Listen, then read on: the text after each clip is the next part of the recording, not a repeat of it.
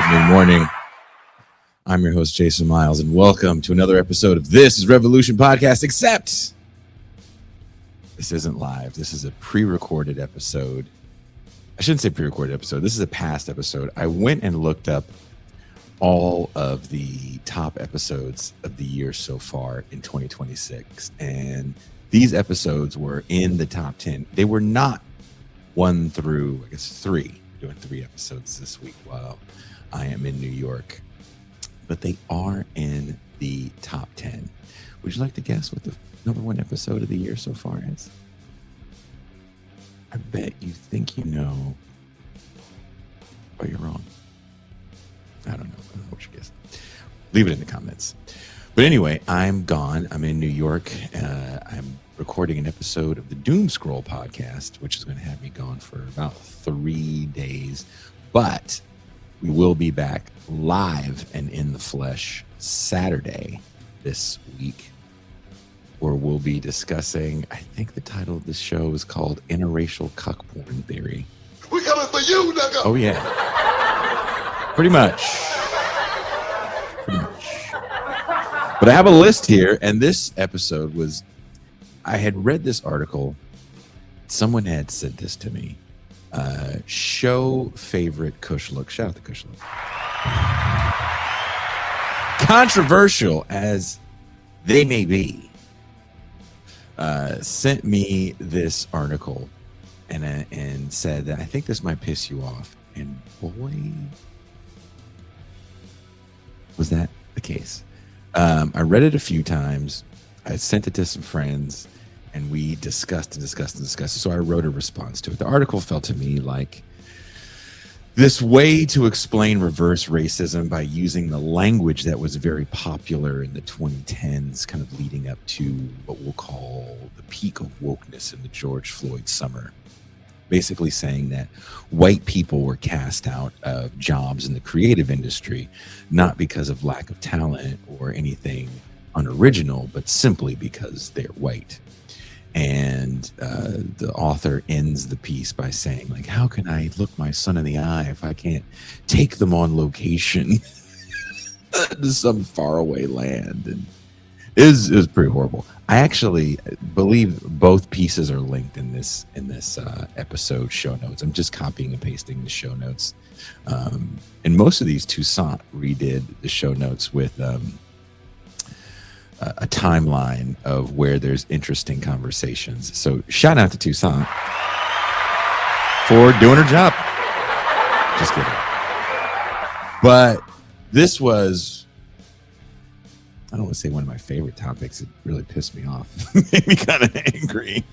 But the show itself was, I think it ended up being a lot of fun. The original thumbnail, which you guys might see, was one of my favorite ones that I've made so far.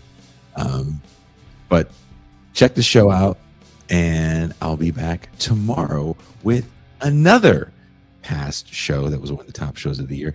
Do you want to guess what that show is? I mean, you could just look on the programming schedule that I post on all of our socials every week. You can guess. I feel like a lot of you don't look. Just go ahead and guess. And I am out. Recently, a Compact article sparked both praise and outrage. And those are two emotions that are hardly foreign to Compact. In fact, depending on who's outraged, one could argue the article worked exactly as intended.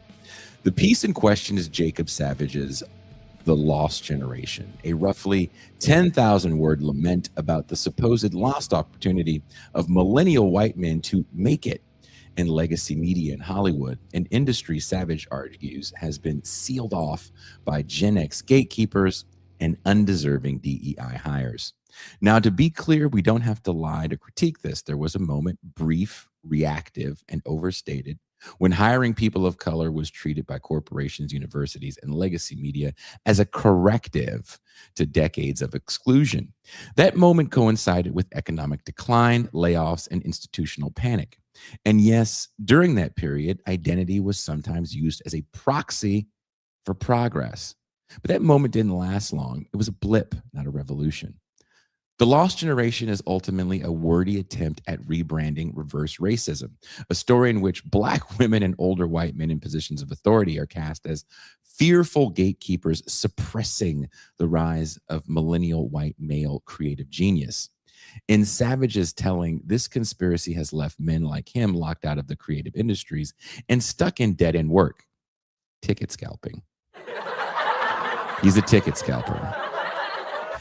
In his case, rather than fulfilling their destined place in Hollywood or legacy media. But what Savage really seems to want isn't to create, it's to be famous. And those two desires are not the same. Nothing is stopping anyone from making a movie, recording an album, writing a play, launching a magazine, or building an audience online.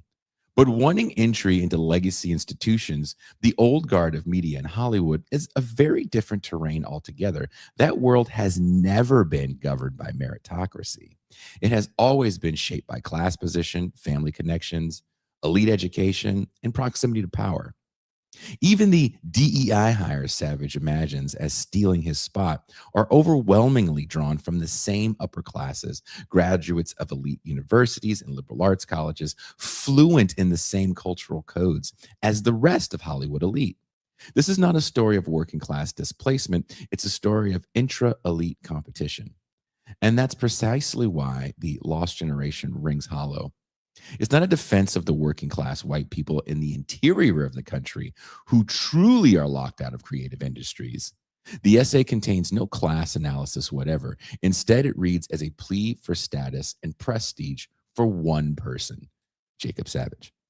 My response to Lost Generation, which is linked in the description of this show, was not simply written as a way to capitalize on a popular news article with hopes of increased engagement.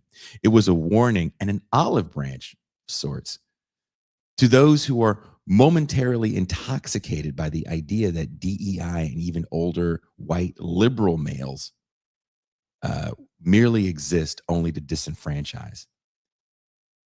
It ignores the economic realities of Hollywood's decline and the rise of white nationalist rhetoric that we see right now. So Lost Generations functions kind of as a soft power manifesto for these types of racial chasms we're seeing the world devolve into. So today on This Is Revolution, we're going to talk about what Savage refuses to ask. Where did all the white men he claims disappeared actually go? What happened to Hollywood? What happened to legacy media? And what does it really mean to make it in a world where capitalism has no obligation to reward art, talent, or sincerity? But how do you think Savage conflates personal and generational disappointment with a certain kind of structural exclusion? Do you see a difference between losing prestige and losing power? Interesting. Prestige and power don't necessarily go together. Mm-hmm. A lot of people are unknown, not famous, Mm-hmm. not celebrities, and they have a lot of power. We don't know who most billionaires are. They keep up a profile, right? But our friend Jacob with a K, he seems to want prestige, probably more than power. He says he has 2 sons and he's disappointed that he won't be able to live his dream of bringing his kids to a movie set and, I don't know, basking in the glory of what did you think differently. What did you think when you saw that? Now, for those that don't know, Toussaint actually is one of those art school kids. Yeah.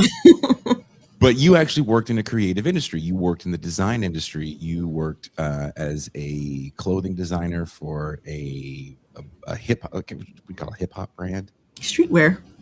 Sorry, that's how black and old I am. That's okay. It was also considered urban. You worked for one of the N-word clothers, yes. Big baggy N-word stuff. Big baggy N-word. But then you also, as that world kind of came crashing down to legacy fashion, right? Totally abandoned by the hip hop class for, established legacy brands. Like, this N-word stuff doesn't really hit the same way. Yeah. Let me go work for this bigger designer and not create my own thing. which is funny because those are really like these up from poverty stories for some of those people. Like I started with one press, box used shirts. That's Damon John. I had a bunch of sewing machines in my living room, and my mama was like, "What?" Right? And then it's like some French person says I'm cool, so I'll wear that stuff. But you leave that world and then you go all the way to China Yeah, and design socks. I did.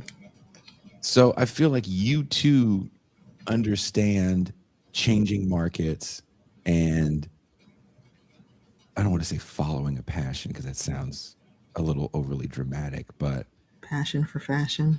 Everyone says it. Just don't put it on your resume. That's what I learned. but you really did have, that's why you went to an art school. Like you did everything in your power to do this thing. And you can say you did it at a certain level. Maybe one day you'll get back to it if you care enough to. I'm not bitter. Yeah. But talk a little bit about your journey in this. Because I think when you've done these things, you read this piece as like, oh, dude, you just want to be famous. Yeah. I mean, I don't know. So, yeah, I've gone to art schools for many years. Not just my high school, but my high school was like 4 years intensive of art. We had majors in high school, and art was my major. And I decided that I wanted to go in art and design direction after high school. I wasn't going to go to college, but eventually I decided to go. I actually, real quick, my college entrance essay was about me calling Hot 97 because I heard the creators of PNB Nation on there. And I was like, when I heard that we went to the same high school, like one of them went to my high school, I was like, hey, hire me. And he was like, no, we are not going to hire you unless you go to college.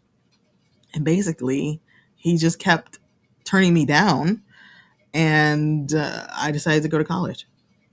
That was my college entrance essay. Wow. Yeah. So I really did want it. I was not going to go otherwise. I was like, just put me in the industry, put me in the game, boss, and put me in, coach. And they were like, yeah, put me in, coach. And they were like, no, we're not messing with you unless you get an education first. And I can understand why. There is a lot to learn. You can do it without the education, but you would be missing a lot, to be honest. Fashion is notorious for dropouts. Like Marc Jacobs is a dropout. He dropped out of Parsons. You don't have to go to school for it, but I think you do lose a lot. Just not just in what you learn in your field, but in the college experience and what college has to give you. But yeah, you could be scrappy and you could do a lot of things on your own. I was going to try to start my own label. That's extraordinarily difficult. Life happened.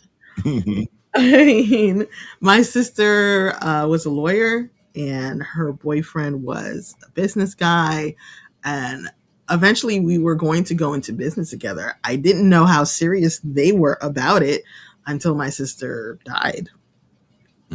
So right after I found out those plans that they were cooking up to work with me.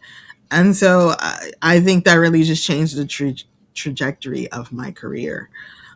But I definitely went hard. I've had some very interesting interviews. I've met some very, very famous people. I've worked at some very cool places.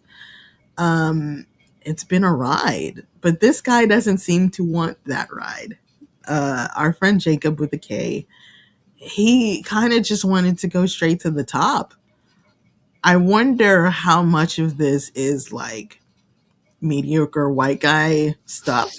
You felt the same. So when I was reading it, that was the first thing I thought, right? And I hit up Bert Cooper right away. And I was like, this feels like the lament of a mediocre person.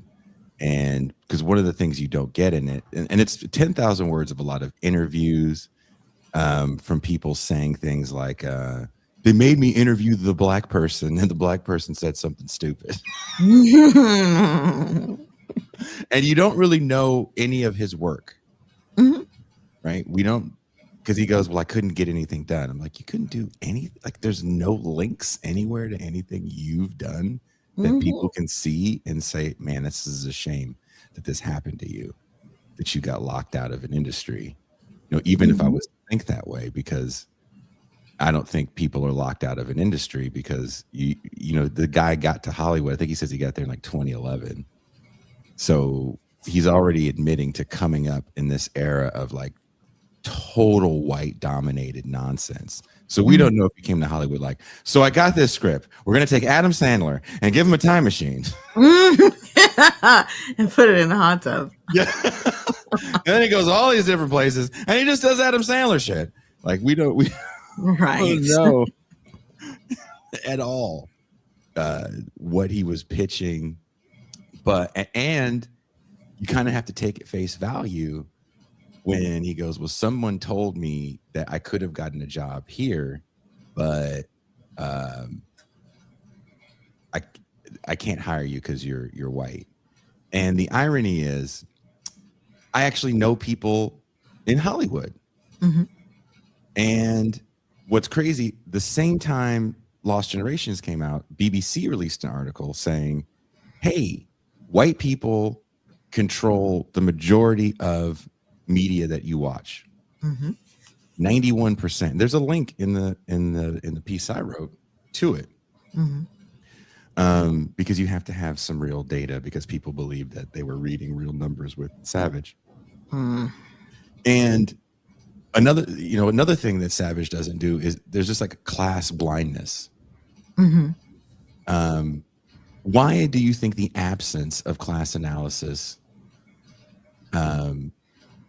is kind of fatal to Savage's argument? Like, who actually does really control Hollywood and legacy media? Because if we turn on any streaming service, we're going to see white people in front of and behind and all around the camera. And a lot of these movies and shows that we're seeing are not being shot in Los Angeles. They're being shot all over the world. A lot of union jobs are gone. You know, I had a response to the piece that was like a 3-paragraph response from someone that literally worked in Hollywood, and they appreciated the fact that I spoke to someone who actually worked in the business. Bill Cody, actually. And he, and he actually gave me numbers as well that you could see that are also linked in there, that you could see that there is a decline across the board in domestic film production. And that's not really talked about in this piece. I don't think they mentioned the decline in domestic production at all. I feel like there's the narrative, oh, millennials, we did everything you told us to do, and then this is basically what the world you created delivered us. And I understand that. When I first got into the industry, sorry for the sirens, I was told basically that I graduated at the wrong time. You just missed it. There was money everywhere, and there was coke everywhere. There was girls everywhere. You missed it. And it sucks to feel like you're just the wrong age for, I guess, your dreams. But he had to know that Hollywood by then was not what he was dreaming about anymore. It was not that thing anymore. It had completely changed. And it's not what it used to be. But then it feels like I've been trying to figure out how people become conservative and what they sound like when they speak. And something about him sounds stuck in his childhood. Yeah.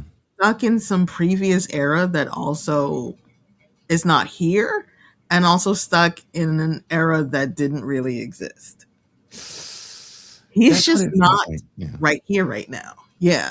That's what it kind of felt like to me, where it's like, I don't think, like, what do you think it was where are these magical writing rooms that still exist? How long do you think those things existed before you got there in the first place? Like some of these things that you opine for were short term. We can't deny that there was a moment where it was like, we need to see more, faces of color, listen to Black women, Oscars so white, definitely in academia, right? We've talked about it at length on this show, but it also felt like that piece was kind of stuck in 2018, maybe. Maybe there's a little of like 1999 in there too. Like you're in high school. Something in here is like very pre-working world in here. Yeah, I mean, and to bring it back to class and capitalism, he doesn't mention capitalism. Not at all. He doesn't mention material conditions. It's just everything is how I thought it was when I was a kid. And now I can't succeed because of these new things that came in, these new initiatives. It's very strange. He doesn't see like the nepotism and the people who went to the fancy schools who have connections and the networking. He doesn't see any of that. None of those people are the ones who moved his cheese. It's the POCs and it's the Gen X white guys who are doing this to him. And something interesting my mother said once. She was talking about this guy and she's like, someone's always doing something to him.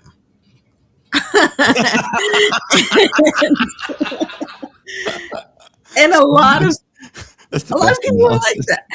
Yeah, sometimes that's the best. And it feels like somebody's always doing something to you. Yeah.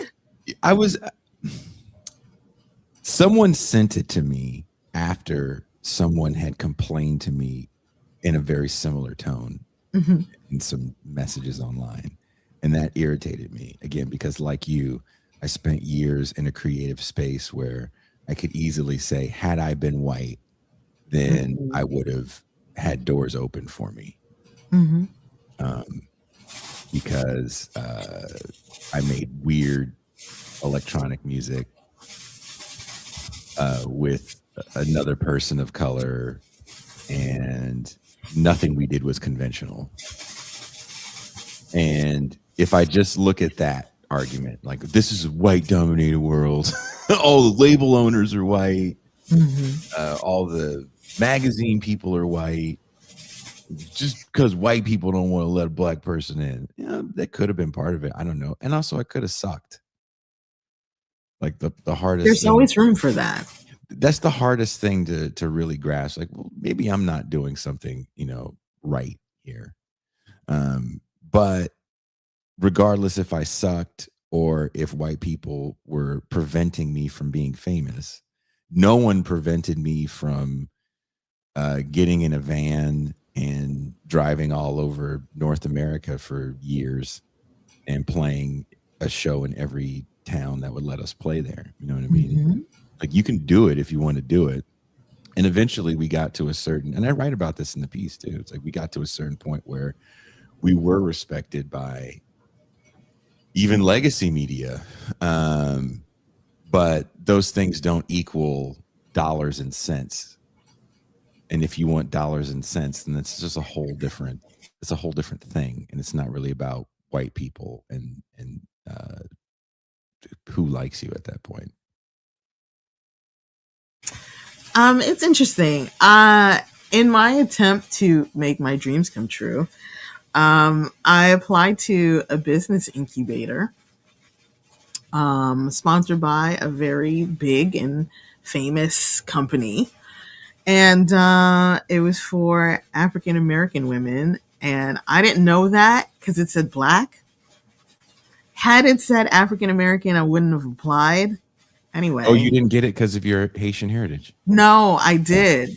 I did get in. And at one point, the leader of our incubator was like, if any of you are not African American, don't tell me at this point. I don't want to. And I was like, oh, put my hand down.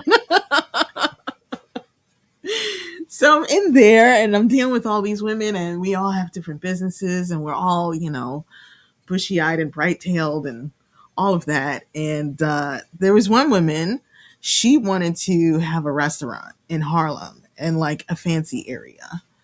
And she submitted her business plan, which I assume was good. She got a lot of attention in class, and we all thought she was going to make it in for being like kind of a favorite. Mhm. But she didn't. And someone told me in the end the reason why she didn't get into the higher echelon, the accelerator program of the incubator, was because she wanted to open a restaurant. She wanted to sell food. She had this whole business plan.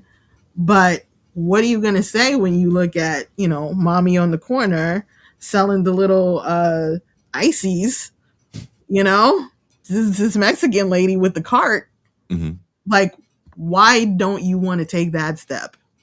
Why don't you want to build up from somewhere instead of just going for the big, I want a fancy restaurant kind of thing? Like, there was no excuse in the end. And that's why she didn't make it into the accelerator program. She was not interested in bootstrapping. I mean, when I first got into the industry, it was like a joke. Me and all my friends who went to college together were like, we'll sweep up buttons, whatever you need us to do. Like, I will sweep buttons for you. One of my friends, a white guy, he printed on his business card that he was available for late nights, for working long hours and late nights. Like, we knew that there was going to be a lot of work involved, and this guy, he doesn't seem to know that. He doesn't talk about his work ethic, or dare I say grit, which was a popular word people were using, saying that millennials don't have any. But he makes no real mention of any of the work that he was putting in or willing to put in.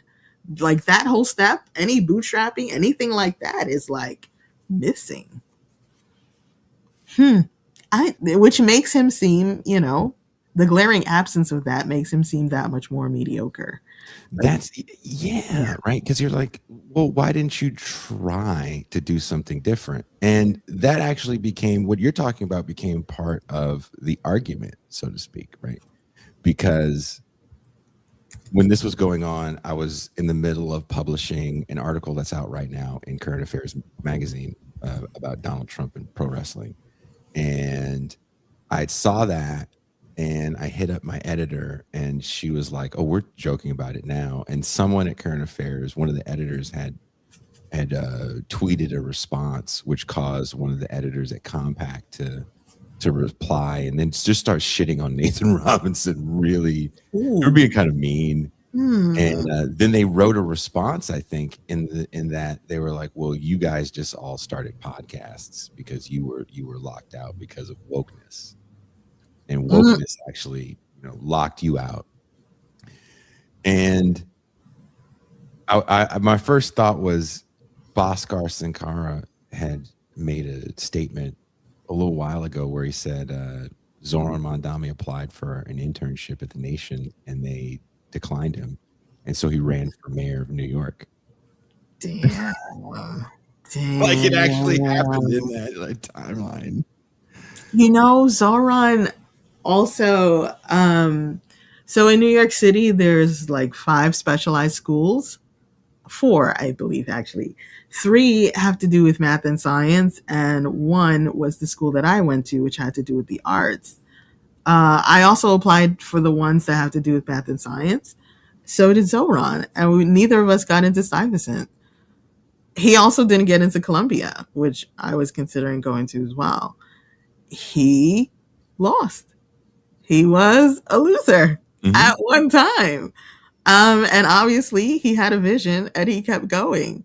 This guy's only vision was like having his 2 kids come to a film set that he was like in charge of. I think personally, he only had the 2 kids to fulfill that dream of bringing them to a film set so they could see how great he was. That's what the kids are for. Frightening if that's the case. Some people do it. That's some Donald Trump shit. He's all ego. Come look how great I am. He's, when some people get money and power, you get to see who they really are. He would probably have golden toilets too.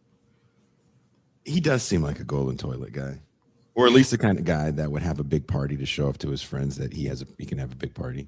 500 of his closest friends. 500 of his close. Yeah, that kind of guy. Oh, yeah. Did the valet park your car? Oh, I'm so thankful that you came. Thank you. I'm grateful. I write in my gratitude journal every day. Don't worry about tipping the valet. We pay them well. Don't worry. We save some gruel for them out back. Don't worry. Thank you for being here. I appreciate you. You killed the hooker. My maid will take care of it. She doesn't talk. She's good. You killed one of our complimentary hookers in the bathroom. Put the hooker in the truck. This isn't even the red zone, Tucson. That's actually a Craig Ferguson late show reference. Put the hooker in the truck. To ignore the class component of your home and say, why won't Hollywood let me in? And you're also ignoring the fact that you had the means to move to Los Angeles. And there's large swaths of the country filled with white men. Maybe some of them would like to be in Hollywood, write scripts, or work for Legacy Media. But they're locked out for other reasons, and that never got brought up in the piece. So to me, it's like, this isn't really about, white people getting locked out, much like, and that's why I did quote an Atlantic article from a Black writer. I can't remember the name off the top of my head, because I saw a lot of that in this moment we'll call the Great Awakening, and I'm sure you saw it too. That's like the rise of anti-racism and Ta-Nehisi Coates, especially the 1619 Project. Things that, unless like maybe 1619 was taught in your kid's school or your school, you might not even remember who these people are, which is so crazy how fast this stuff moves. And it also kind of speaks to how empty the whole argument in the piece was, because that moment is so over. But a lot of those pieces were like, I'm blocked out of this avenue because of racism. And DEI and racism function as the same thing, right? My ability to do it, how these industries work, none of that matters, which is why Bert Cooper's piece, Who Gets to Write for Black People in Hollywood, was so important. And he told me recently that someone actually teaches it in one of their wow. Because the whole premise of the point is to say, look, there's all these people of color in Hollywood writing about people of color, but they all come from elite backgrounds. They went to elite institutions. They're just Black elites. You mentioned Mindy Kaling and Issa Rae. Very true. They're Ivy League graduates. And you go to those places very much to make connections, to network. That's how a lot of these people find their spouses as well. You're in. It's a big club and you ain't in it. It's interesting. I do feel like Bert's ghost, he's not dead, but Bert's ghost was sort of hanging over. That's not a Casper joke. Was hanging over this piece. Bert has, I kind of wish Bert would turn into Jared Ball, in the sense that he would just have, this is my idea and I'm going to bang this drum and make sure everybody understands it. Because his point about Black elites is super important. And so many people are locked out of creative industries, or they're effectively silenced because what they want to produce does not look like what a white guy like him, who would be in the majority in the decision-making places in these fields, would think a Black person or a person of color would do. They think the Native Americans are topless and wearing feather headdresses, and they don't know that Native Americans wear a lot of denim, like denim on denim, Oh my god. like Canadian tuxedo denim. They don't know that. They haven't updated anything. Yeah, this guy, I wrote some notes. Let's see. Let's see what you said. Let's go off your notes. Come on, bring it on. Let's go with my notes. Let's see. He doesn't question why so many white men were in power or employed. Only why not me? Mm-hmm. So he doesn't have like systems thinking. I mean, I feel like George Soros's ghost was also hanging over the tweets. Like, who's running Hollywood? Jews on the brain.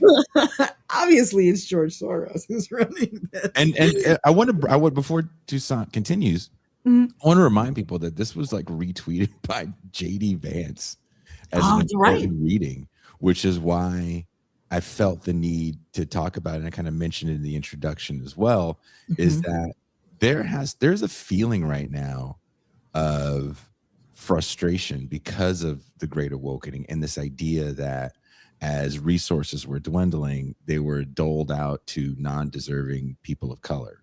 And identity was so front facing in that moment, which is why I think even with the tragedy in Minnesota, you see people focusing on this woman's gender. Well, she was just a liberal gay white woman. And it kind of speaks to the emptiness of the Great Awakening, because it existed in this universe of there's this thing called white supremacy, and it's always keeping me down. And once we eliminate feelings, because it's ultimately what it is, once we eliminate feelings, then and only then can we get ahead. And what you saw, or what you're seeing even in Minnesota, is like, well, that's assuming that all of your problems are because you are, in Toussaint's case, you're a black woman. And had you been a white woman, then you wouldn't have any issues. And then you have a white neighborhood with a white woman getting shot in the face by a white guy who, after he did it, called her a bitch and then denied her health care. So is being white really the thing that's separating you from greatness? Because it sounds like being white doesn't separate you from too much other than being called an N-word. Kind of a big deal. Not being called. It depends on who calls it to you, right? If I say it, then you're fine. It's interesting. I don't want to say fascism is like the great equalizer, but it'll let you know you ain't special. It'll let you know. My friend who bootstrapped and made his own t-shirt company, he had a t-shirt that said, "It's chain snatching season. Everybody catches it." So yeah, that's fascism, right? Everybody, it is chain snatching season. And yeah, eventually everybody does catch it. There are some people who are learning what whiteness is, what it is in the context of fascism. But this guy, like in the 80s, we used to have a saying, magic gold, that being light skinned was magic gold. You can get anything you want, but there's some people who do think that being white is magic gold. You're Super Mario with the star. You can just run through anything. And they never read any like white contemporary fiction or any like books about white This guy is in the past. Like, he doesn't even know. He doesn't know it. And it seems like, I guess in terms of class, he grew up in a nice enough background. Like he did. He seems like objectively unaware that some white people are not doing the Super Mario with the star thing. They can't do it. He thought he was gonna walk in the door and kill those ducks with the turtle back and just get through. And it's like, bro, it doesn't work like that. He's not in reality in this. And I definitely get the sense in your piece that you were trying to give him a reality check, trying to bring him back into the present. Mm. And that's something that he was absolutely not in um No. during this piece. Well, to me, it goes back to what we were saying about you going, I'll sweep up the buttons. Just give me a shot. And this show exists in a world of nothing but white shows. And the handful of black shows that exist in it are blackety black shows, right? Like, Mhm. I have to wear my identity as a brand marker so you can figure out who I am so you can watch it or not. And I think that's a big problem with the growth of this show to a certain degree, because I can't lie and say people don't like looking at themselves. If that wasn't the case, 100 million white men wouldn't have started podcasts, in 2020. But the reality is, it's not going to stop me from doing what I want to do the way I want to do it. But I am aware that, I have to say the Holy Trinity, like, patriarchy, white supremacy, and capitalism. Right. And then people listen to you, and I have to act like I'm part of a revolutionary vanguard of gun-toting colored folks. You're not standing by the window with the gun like Batman. Every black dude they see is doing it. And when you don't do that, I think it is kind of hard for people to figure it out. Mhm. Again, especially in this space. But then you gotta, if you really believe in what you do, you just say fuck it and you do it, right? Agreed. And this show is a lot of fuck it and we do it. And to see someone kind of whine, especially when everyone that was marginally talented, or let's say locked out of academia, and this isn't a knock on the adjunct friends of the show, but tenure is very rare right now. Mm-hmm. And there's associate professors and adjunct professors that are a part of this show all the time. Mm-hmm. And some of those people get podcasts, and because of the professor tag, the PhD tag, regardless of where they went to school, you get looked at as an authority, if not an expert. That helps a lot. And you kind of ask yourself, okay, well, why didn't you just go that route? Like the rest of your white friends. Like, they all started, a lot of them did really fucking well. That was sort of my question as well. It reminded me of something interesting Will Menaker from Chapo Trap House said a few years ago, probably like 2020 or 2019. He said this. Chapo Trap House is 10 years old this year, I believe. So they started in 2016. And he was saying that, I guess in his cohort, it was all about what happened to you in 2008. Did you lose your job? Did you lose everything or not? And the people who didn't, they're grateful for where they are, blah, blah, blah, but they have no idea what it's like to be the person who lost in the Great Recession and had to figure out how to make another way for themselves. They also don't really want anything to do with those people. So there was like a separation of these like college educated professional people. Those who really could not get a job. I felt that actually also. I had terrific struggles getting and keeping a job. In the beginning, I could get jobs really easily, but it seemed like they were all what we would call Mickey Mouse companies. A lot of companies I work for don't exist anymore. I went on an interview once and the guy was like, I'm looking at your resume and I don't recognize any of these companies. I never heard of them before. And what I wanted to say was, no offense, I never heard of your company before either. But here we are. So what are we gonna All do? the New York came out of you right there. Hey, no offense, but Not never for heard of nothing. I never heard of you. not for nothing.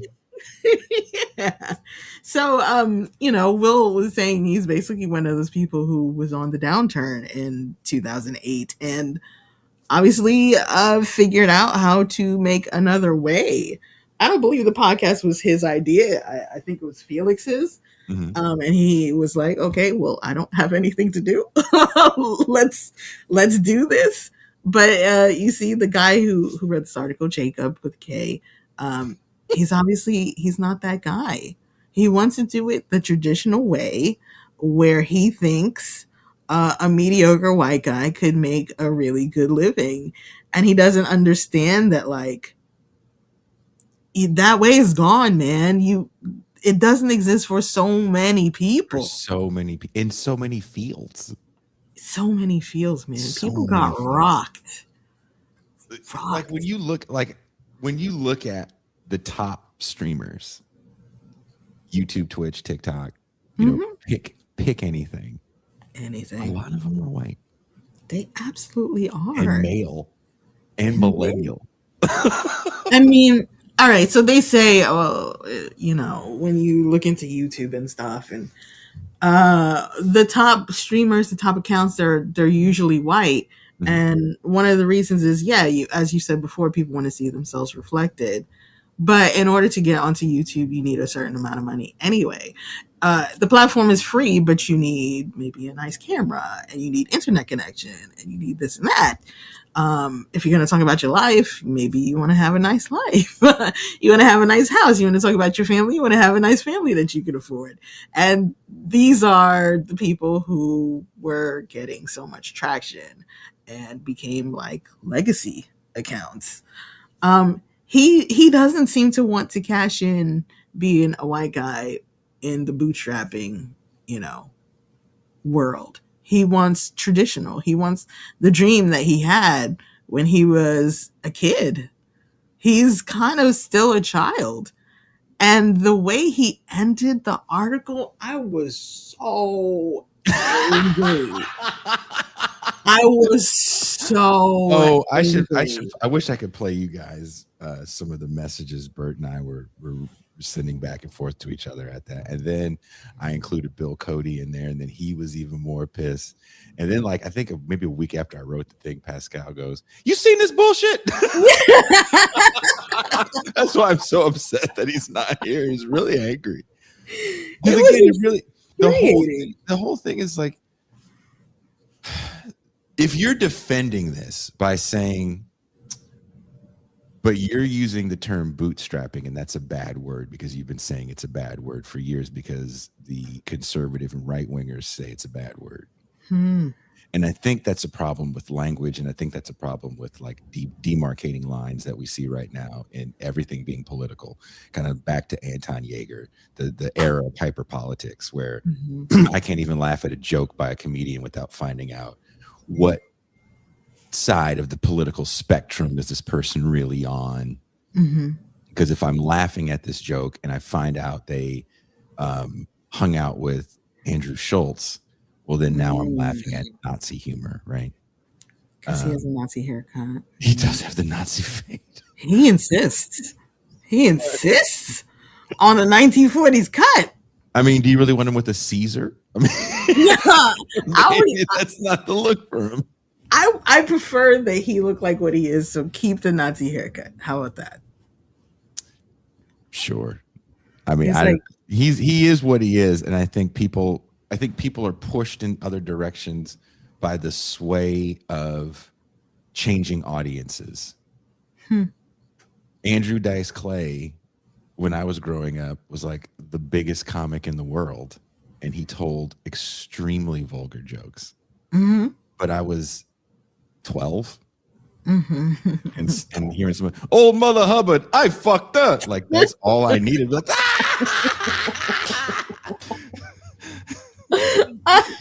Dickory, dock, and cock. right? Like, I used to think he was funny too, and I remember playing one of his specials as well as one of the old Eddie Murphy specials with a friend, and we were like in our 20s, I think, late 20s, and it was not funny. But because I had hyped it up, like, yo, you gotta watch this, I had to fake laugh at a lot of jokes that I didn't want to laugh at. The Eddie Murphy special that we watched was the one where he talks about when he was young, all he could do is make jokes about poop. that was hilarious. Swear to God, the only part that held up was the part about the poop. That was What? everything else. I was like, ooh, That's raw. That's Eddie Murphy raw. that was raw. Yeah, I was Use like, phone. ooh, that's You ever not. take a shit and that water splash up on your ass? That's the best part, man. We can all relate. What does that chunk want? Look, we're not going to stand for the blasphemous tones of one Margaret Toussaint. Well, look, to get back on topic. your boy Jacob is But very I want to say something about bootstrapping. But okay. getting back on topic. Okay. If you do want to do something in the creative world, you do have to have a certain amount of discipline. If you want to be a serious writer, if you want to be a serious actor or filmmaker, you're probably working another job. And that means that you have to dedicate so much of your probably very limited free time to locking in, as the young people say, which I think is one of the most apt new slang phrases, because we are so, there's so many distractions that we have. So truly locking in and dedicating time to, I'm just going to write for 4 hours. I'm going to read for so many hours. I'm going to write for so many hours. And I'm going to get this book done. I'm going to get this script done. I'm going to get this thing done. You do have to work hard to do those things.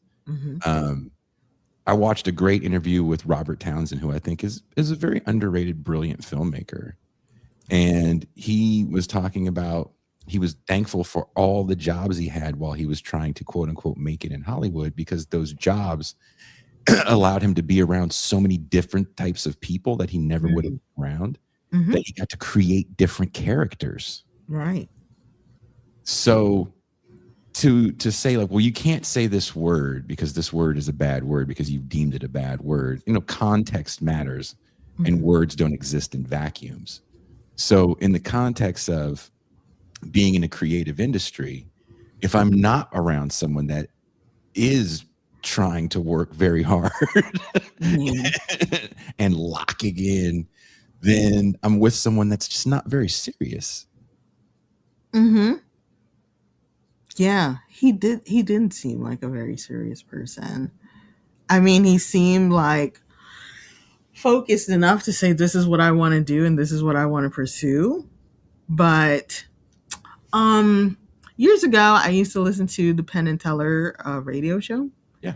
And one of the things Penn said was that when he was younger, and this is the advice he gives to young people all the time, if there's something that you want to do, you need to go do it. Go be in that industry.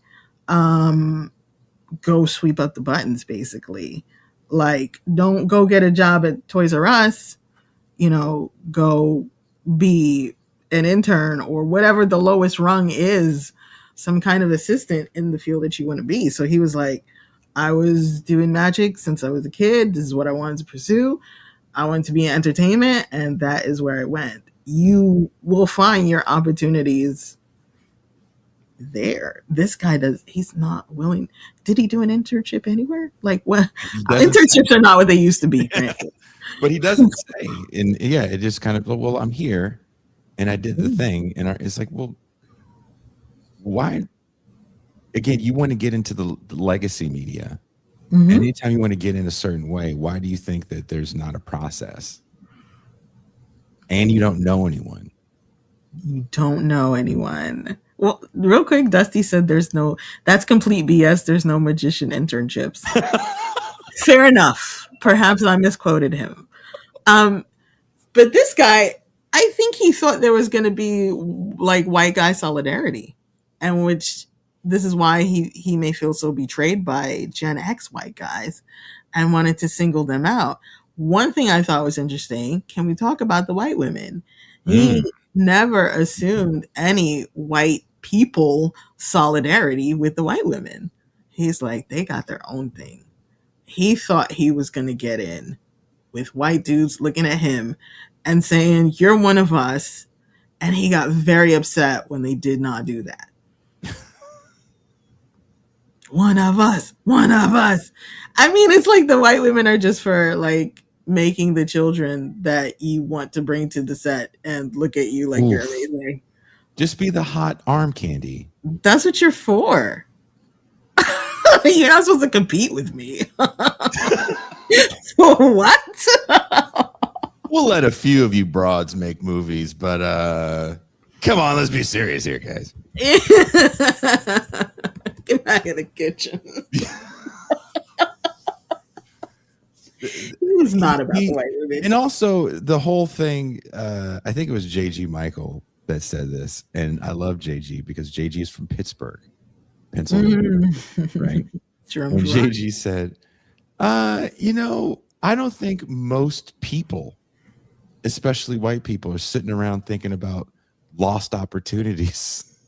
Motherfuckers are too busy trying to live. And I do mention that in my response as well, like, because you have to ask the question, like, who is this for?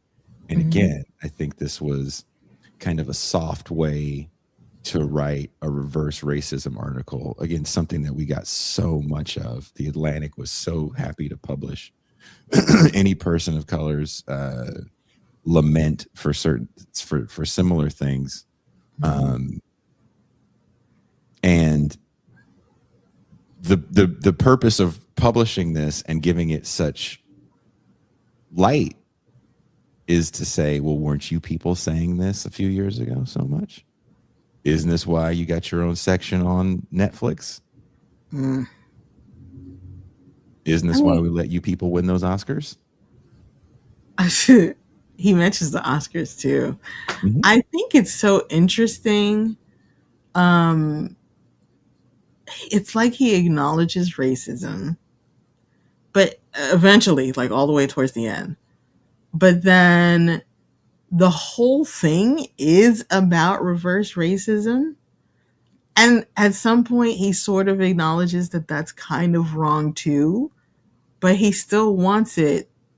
He still wants to be an exception. And this thing where it's like he wants to be an exception without being exceptional is infuriating. We're not talking about like, why are white guys locked out of manufacturing work? Yeah. Because those people don't exist. That's in the center of the country, and we don't really care about those people. We're talking about why am I, a self-proclaimed upper middle class person, not allowed to do upper middle class things? As Dusty says here, he wants white boy magic. Super Mario with the star. New term. White boy magic. That is not just a new term; it's a new T-shirt. That's what. Fuck, white boy. You're on to something. Let's do it. Even I'll wear it. Even I'll wear it. Conversation starter. What? White boy magic literally is Compact Magazine. Ooh. Oh. Somebody called it Compact Slop. It's unheard to a certain degree. It's a lot of white boy magic. Oh, I love this. That ultimately is what it is, right? In my divine, why can't I, by the grace of God, have my script about a fucking Seth Rogen rom-com with Blake Lively get greenlit?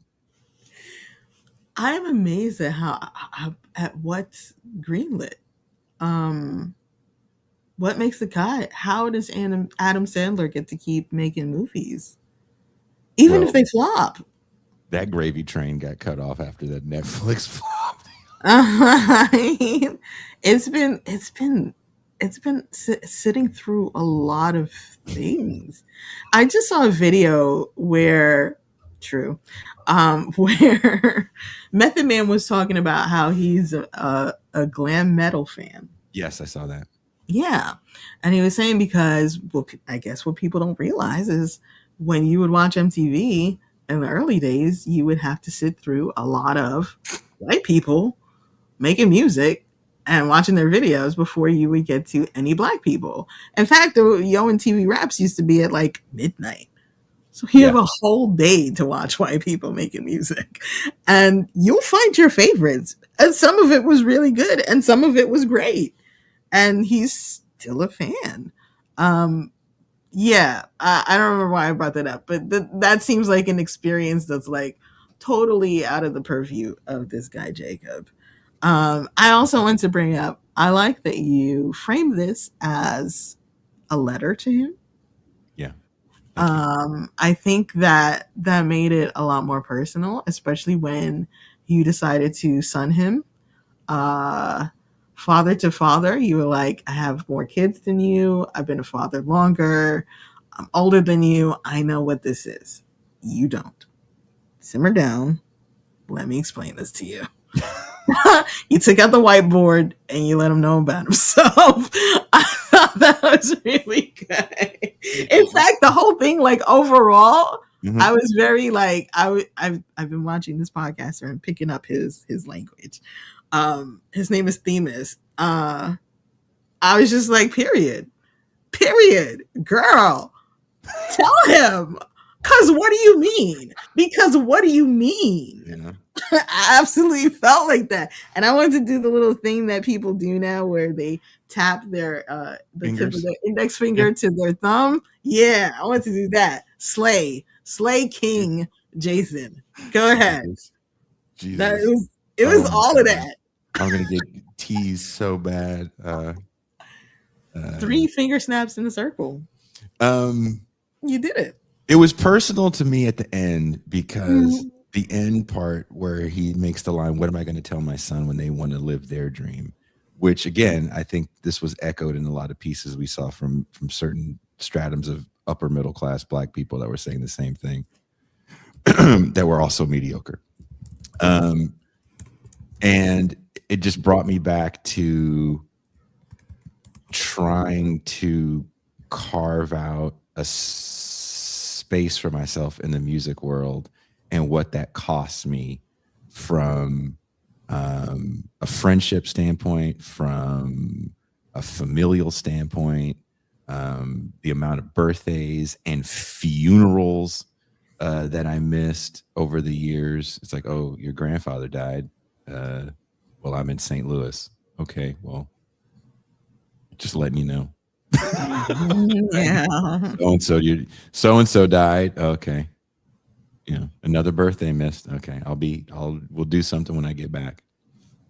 And you do it, you give yourself all the reasons in the world why you do it. And then ultimately you have to ask yourself, am I doing it for a Jacob Savage reason? Am I frustrated because I'm not successful, or am I frustrated because I'm not famous? And those two things aren't the same. And that's a very uncomfortable conversation to have with yourself. And I had to have that with myself at one point in time, because right before the end of 2016, my ex and I, where I did most of my touring with a band called La Fin Absolute du Monde.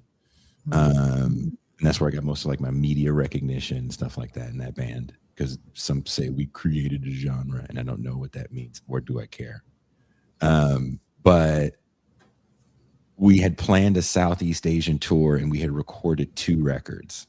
And we had toured that year 4.5 months straight. Like, we left and didn't come back for 4.5 months. Literally bought a vehicle with one that died out and kept going. We kept going. We kept going. We kept going. Our booking agent at the time, who you met, TJ, we'd be done with a leg, and he goes, well, in 2 days, I got another show for you in New York. Can you make it? Where are you guys, Boise? Yeah, it'll take you 2 days. I got a show for you in Brooklyn. So we went and we went and we went, and it was like, oh, you know, we got dates for you in Mexico. Come down to Mexico City. And we went and went. Oh, we got more dates for you in all over Canada. Come over here. We went. And it burnt out the woman that I was in love with at the time. Mm-hmm. To the point where she was questioning a lot of life decisions that she had made, because life is still happening while you're doing this stuff. Facts. And she felt like, okay, I'll do this one more year, and then maybe we'll get serious about having it. I'll do this one more year, maybe we'll get serious about doing it. I'll get more than more. And then you turn around and you're almost 40. Yes. And she just had a panic, and we had booked. We had just finished recording a record that we were really proud of, and we booked a Southeast Asian tour. And in my mind, I was like, we can stop, because I think we've done enough. But I wasn't vocal about it. And then so she had left, and I was devastated. She just took off. I came home and everything was gone. And she just like, no note, nothing, right? And then that thing just ended. And I was forced to really figure out who I was as a person. Mm-hmm. Like, am I Jason the musician, or am I Jason the dad? And that was an uncomfortable question to ask myself. And if I'm Jason the dad, then what the fuck kind of dad am I? Because to take this seriously, everything in my life had to be secondary. Mm-hmm. My parents' well-being, my children's well-being, everything had to be, my loved ones' well-being. It was all secondary to the goal of quote unquote making it. And all while I'm trying to make it, I didn't realize, I guess I made it. I'm paying my bills off this music thing. All the people that I dig in the industry dig what I do. All these fucking big time blogs acknowledge me. I got chosen to go on tour with this big time dude in our field. I guess I made it, if that's what making it is. Right. And then you got to look at, but I don't want to be Jason the musician. I want to be Jason the dad. Those kids are everything to me, right? So that's why I end it with like, well, what do you tell your kids? I don't know. You tell them that this fucking shit is hard and you're not guaranteed a spot. And I don't know enough famous people to get you a gig. Right. You know what I mean? You tell them to be decent individuals, because if you have to look at your child and say, what am I going to tell my kid if they dare to dream? That's the dumbest shit I've ever heard in my life. I don't give a fuck if my kid works at oil changers. They're not failures to me. You know what I mean? Mm-hmm. And it felt like, well, if your kids don't excel to this super higher echelon, then they're failures. It's like, no, my kids are contributing members to society that are decent people. Mm-hmm. So that's all you ask for from them. They're good friends. They're good boyfriends and girlfriends. And hopefully one day, if that's what they want to do, they're decent parents. That's all you really want from them. I don't give a fuck about if they're famous pianists. Right.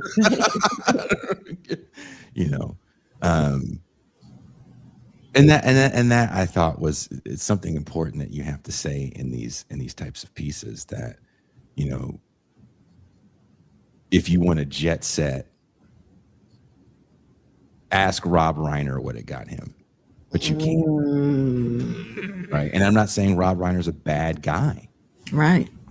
I'm just saying that even with all of his access, even when his son's coming out of a drug addiction, he's like, oh, you wrote a script, son? Get you a movie made. It still didn't stop what happened to him. We had a show with a man named Richard Boothby, a very well-to-do psychologist whose son committed suicide. Mm-hmm. He wrote a book about that. And, you know, it's not always as simple as, well, I didn't have money, ergo, that's why. And like, no, sometimes people with it, because your goals are, you're so focused on the thing, sometimes you don't see anything around you because you have to get to whatever the magical mountaintop is for you. And those goals are going to constantly shift. Mm-hmm. What about the journey? Yeah. Yeah. On a less serious note, because I'm here. Weird Solowski says, I auditioned for Malcolm X. No shit. Woke took that role from me. I think that's important. Whoa. I'm looking for that comment. Right it was at 117. It's all the way up. I saved it. And I wanted to talk about that. There was an episode of Glee where, I forget her name, but Kristen Chenoweth, I think, famous Broadway actress, was guest starring. So she did her thing with the Glee kids, and then she was leaving town. And they were like, "Oh, what are you gonna do when you leave?" And she was like, "I'm gonna start an all-white version of The Wiz." And that joint made me laugh so hard. It was so hard. This dude, he don't even want to be in an all-white version of The Wiz. All-white version. It's like The Wiz, but white, but black. Exactly. What's The Wiz? No. So it's the Wizard of Oz? No. That was a joke on that show, Astronomy Club, which sadly did not hit with the audience that it was intended to hit with. But they're just brainstorming TV show ideas. And they're like, it's like Full House, but black. It's like Family Matters, but black. Ooh. They were just naming all. Ouch. That's so stupid. I couldn't fucking stop laughing when they did that shit, dude. That's funny. It's like The Wiz. Well, let me go back to what you said about his kids, because that is how he ends his essay. I feel like this guy is so ego driven and so into being a white male. He mentions 2 sons. He probably has daughters, but he doesn't want to bring them to the film set to show how amazing he is to his kids. He's concerned with what he's going to tell his white male sons, and contrast that with how you ended your. He after he says the thing about his sons, he talks about sitting at home working on spreadsheets because he's a scalper. He's a ticket scalper. He's a ticket scalper, and this is how he ends the essay. And this extremely long, whiny, pissy essay ends with that, and I wanted to take my laptop and throw it through the wall. I was so angry, and I was like, why did Jason do this to me? And then I read Jason's essay. Even in the first couple of lines, I was like, period. Girl. Because what do you mean? Like, it made it worthwhile. So if you haven't read Jason's essay, it makes reading the first essay totally worthwhile. Good job. I do link the essay in my piece too. So yeah, well done. This guy, let's see, I'm going back to my notes. Sorry. He even goes into talking about immigrants. Mm-hmm. He's jealous of immigrants, but then he goes into this whole thing about white immigrants who don't get listed as white. I guess they're like other in terms of the statistics, which does sort of highlight this American obsession with race and categorizing people. Mm-hmm. But he's also jealous of white male immigrants too. He's jealous of everybody. Well, because there's this moment, right? Again, I think he's stuck when Ta-Nehisi Coates writes a case for reparations. It was like, no, not this time.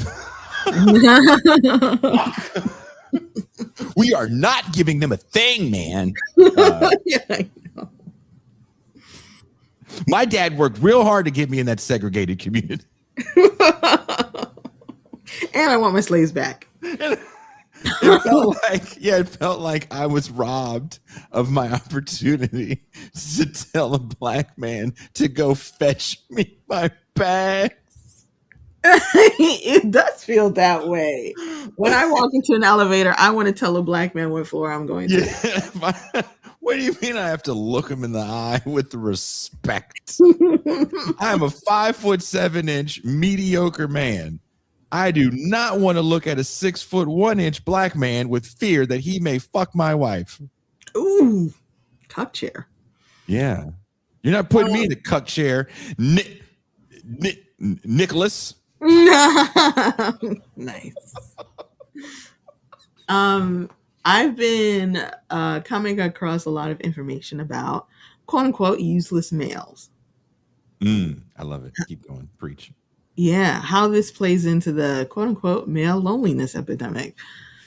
That right now, especially since a generation like the millennials has not really engaged in war in large numbers like we did in the past.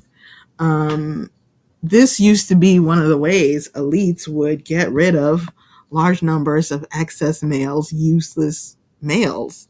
Because when you have a lot of dudes without a lot of prospects, they start to get violent and they become a problem for society, for the elites. I mean, also for the women, but the women aren't calling for, drastic things like, kill them all, send them all to some kind of war. But yeah, there's an absence of the war. There's a lot of dudes and trying to figure out like what to do with them. And I saw in the comments of one of those videos, this woman, she's like, I'm from Europe, and for a long time, Europe has struggled with what to do with the second and third sons. What do we do? Because the first is the heir, the second is the spare. So Prince William is the heir, and Prince Harry is the spare. You put him in case something happens to the heir. But then you're the third son. You're the extra spare. You're the backup spare. What the hell are we going to do with you? You're also not going to inherit anything, let alone the crown. So what are we going to do? I kind of wondered if this guy was a second or third son. Ooh, interesting. It made me wonder because there's this thing about mediocrity hovering over this, and I wondered if there was a feeling of like uselessness also. Like, why is he so rigid in his thinking that there's only one thing he could do, and everything else is just refuse? I don't know. I find it, again, I think we could go back and look at articles probably back to the 90s when you said 99 of people saying things like, you made the Biggie comment, I sold drugs to feed my daughter. Yeah. And that's what the ticket scalping is. Like, I scalp tickets to feed my family. It's like you've been very successful at it. Yes. That's your only job, because there's a lot of capital that goes into ticket scalping to buy them up day things get announced so you can scalp these tickets. I don't know if you're some sort of weird middleman, if you work for a bigger company. We really don't know, right? But the fact that you feel so comfortable working in what I would think is a bit of a nefarious industry, especially if we look at this thing that you're trying to protect, the arts. And if you want to look at the arts and ask yourself why people are locked out, the first thing is price, right? And then you want to work as a ticket scalper, which is kind of the problem that we're having with these massive promotions companies. We did an interview with a pretty well-known music manager. I can't remember Randy's last name. But anyway, it's up.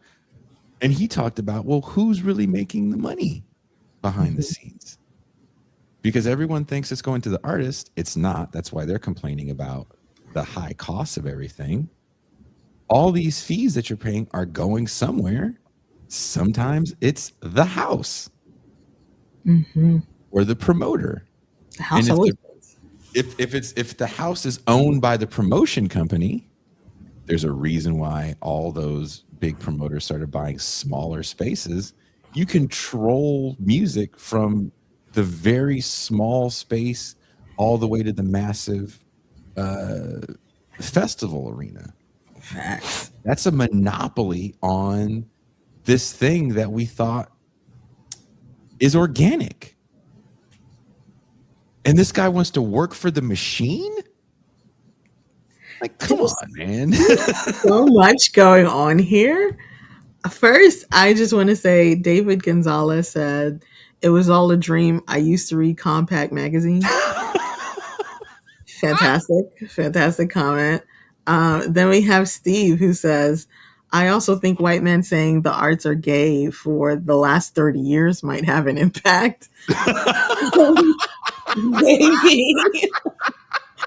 Maybe.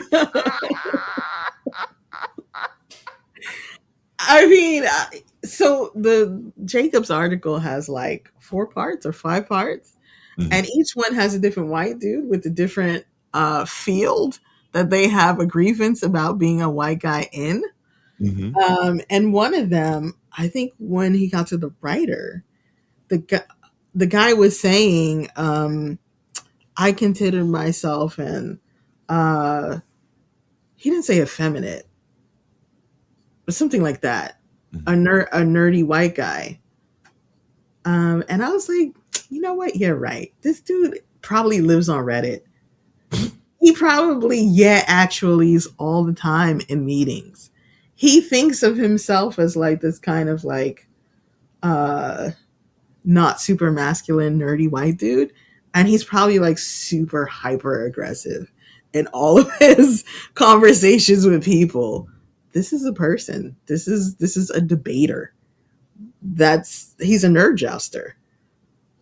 He's only got 2 articles, and both of them are this. It's the Lost Generations, and another one is like what happened to like white writers. Really? Yeah. He's the white guy whisperer. Can I?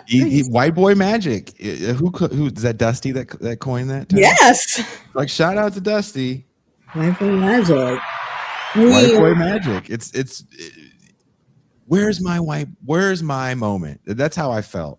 I remember there was we were on Yo Gabba tour. There was this white girl that would tell us about this Twitter space. This hashtag was called White Girl Problems. People would screenshot white women tweeting about all their issues. And we didn't think it was we thought she was making this up. And then she showed us. And it became a phrase that I wrote it in the piece. She said, "This is the funniest thing I've ever read in my life." And we're like, "What is it?" She goes, "This white woman just tweeted, when am I going to have my moment?" No. And what's funny is, to a certain degree, because of the ubiquity of spy software, aka cell phone cameras, a lot of people get to have their moments. And all the when am I going to have my moment white women got to have their moments in meltdowns, to the point where there is a term used that I find mildly offensive. Karen. Right? Karen is mildly offensive. Yeah, like, oh, you're being a Karen, which means you're being a white woman that's acting out in a reactionary manner. You have a certain kind of haircut, but now the haircut thing is gone. You're just a white woman acting out.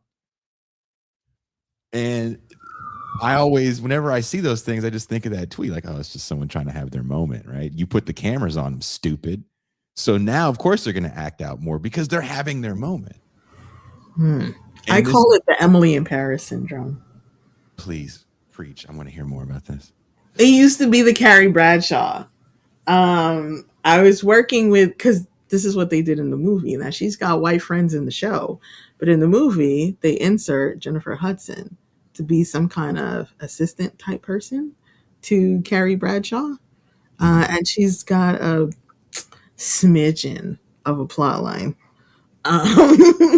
She's got a smidgen of a life outside of Carrie. But there are a lot of white women who sort of have this idea that this is my show and you are a bit character, and I guess you have a life and feelings in 3 dimensions, but it's not really what we're doing right now.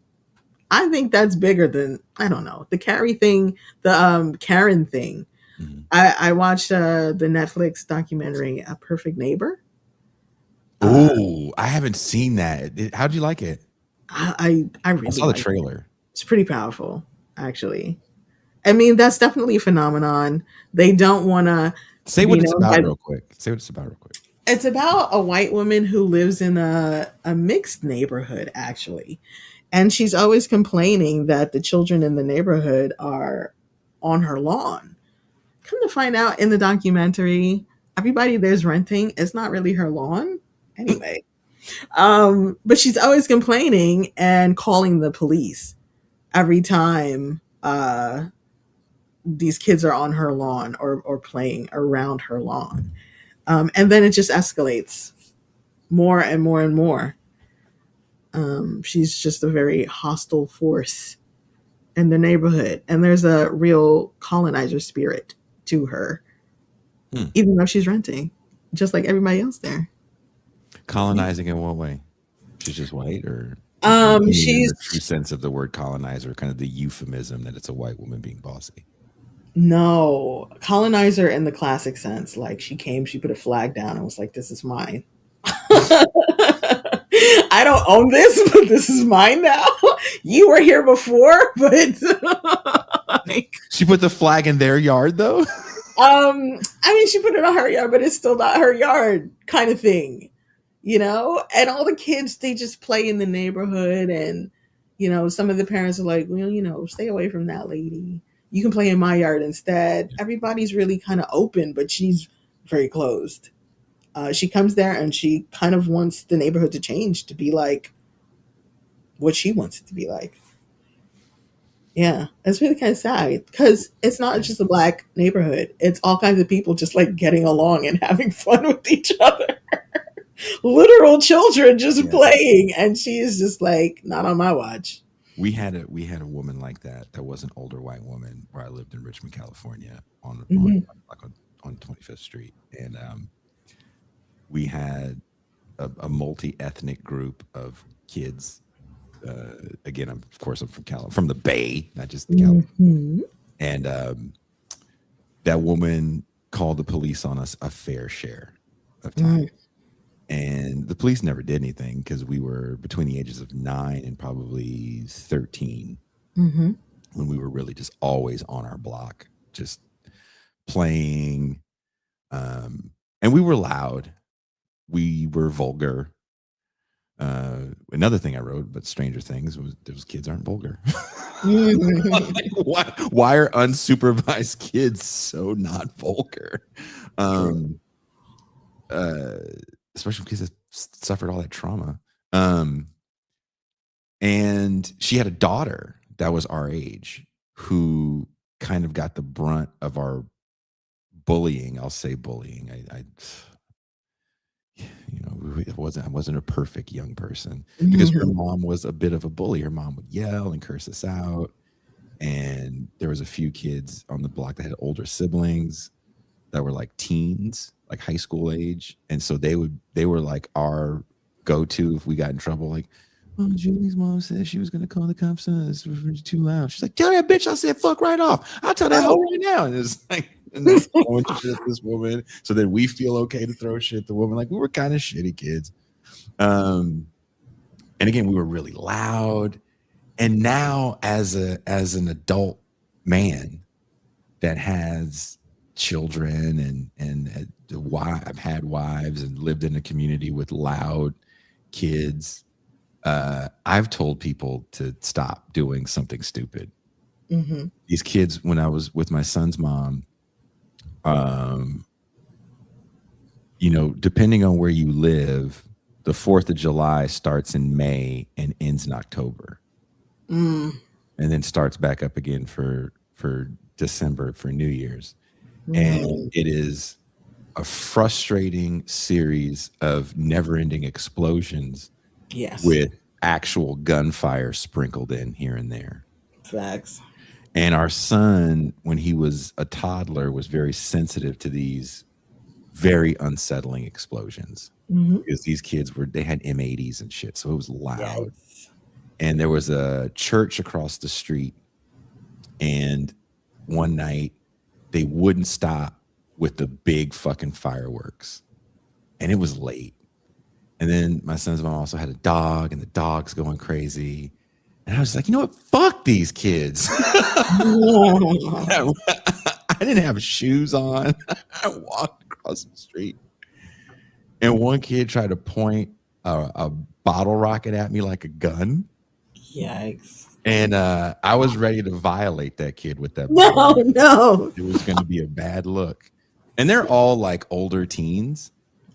And I was like, look, there's people here that are elderly, and they have animals that are going crazy when you do this. Like, fuck you, nigga. You faggot ass nigga.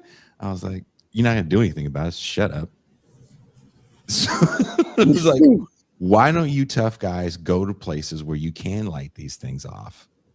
True. Because there's literally places within this 58 square mile city that you can go light these fireworks off, and you're not going to bother people in the same way. But I think you guys are scared to do it because you're a bunch of punks. Ooh. And then, you know, They're just that's trying like to my stop old man. That's like my old man moment. bunch of punks. Bunch of punks. Niggas ain't gonna do shit. I don't have a weapon either. It's not like I came there with a gun. You know, those kids probably could have fucked me up. And that's my whole thing was like, once I got there and I saw that it was like 15 kids, I was like, I have to start beating on the biggest one to scare the little ones away from trying to hit me. Yo, scared the So I little. already had a plan. I had a plan of escape. Oh my god. Because you never want to get your ass kicked by 10 fucking teenagers. That's true. It can happen. It's always chain snatching season. Anybody can catch it. Anybody? I was so mad. My son was crying, and the dog was, other people's dogs were barking. I was like, man, fuck these kids. Wow. But the kids did stop. That's what's important. I'll say this about the Karens. I saw this black woman. She wrote a tweet about how calling white women Karens has gotten a lot of white women shook to speak up when something actually is wrong. And I was like, are you caping for white women a little bit? I started to see it. I was working in customer service, and this white woman was like, you know, this I didn't even get what I paid for, and it wasn't very good, and blah, blah, blah. And I was like, do you want a refund? And she was like, can I have a refund? And I'm like, girl, it's your money, not mine. You should get it back. Like, they be like, really? So the ones who were already, I guess, sort of that way, like, you know, kind of timid or meek, or just like not all about the ego or whatever and confrontation, they went underground like even more. It sucks. Yeah. I mean, again, I think the camera changes a lot. We have to be honest about that. But back to the original point of like having Trash and Jacob. It really the whole thing is, you know, when am I gonna have my moment? When am I gonna get to go to parents? Yeah. Because, you know, here's the reality of being dude is you write this thing that is very divisive, and now your liberal friends are calling you, and there's an interview with him after he wrote the first thing in a small Substack blog. He doesn't do a lot of press, and he's like, people think I'm a right winger, and I'm not. And if you read the thing, again, the hyper political way in which we see everything is really hurting the overall analysis for people like this and pieces like this and how they're used. I think there's something there, but I think he's complaining about a time that's passed, about industries that are in decline. I mean, I cite those numbers in the piece, like legacy media, print media is declining. Those newsrooms have been shrinking for some time. Education is changing drastically, especially with the second Trump administration. And as I said before, and I'll keep saying, if we said on this show, Daniel Bessner wrote a whole piece about Hollywood. Streaming killed the goose with the golden egg, and COVID really changed the way we interact and how we do movies. And this ignores any of the historical significances of why these industries that he's trying to break into at the time he's trying to break into them are changing, because he doesn't care. So then all you're going to see is DEI hires and liberal white men. So if you work at job X and you can't get ahead, but Ladarius just got a promotion. Or no, not even Ladarius. Tasha. Tasha, big ass, that's always gossiping, got a promotion. She always gossiping. What the fuck? And we're seeing people really, really frustrated, right? Even in fast food, there's been multiple killings of managers of McDonald's over hours and treatment. So there's something there, but a lot of it's being ignored because of the race thing.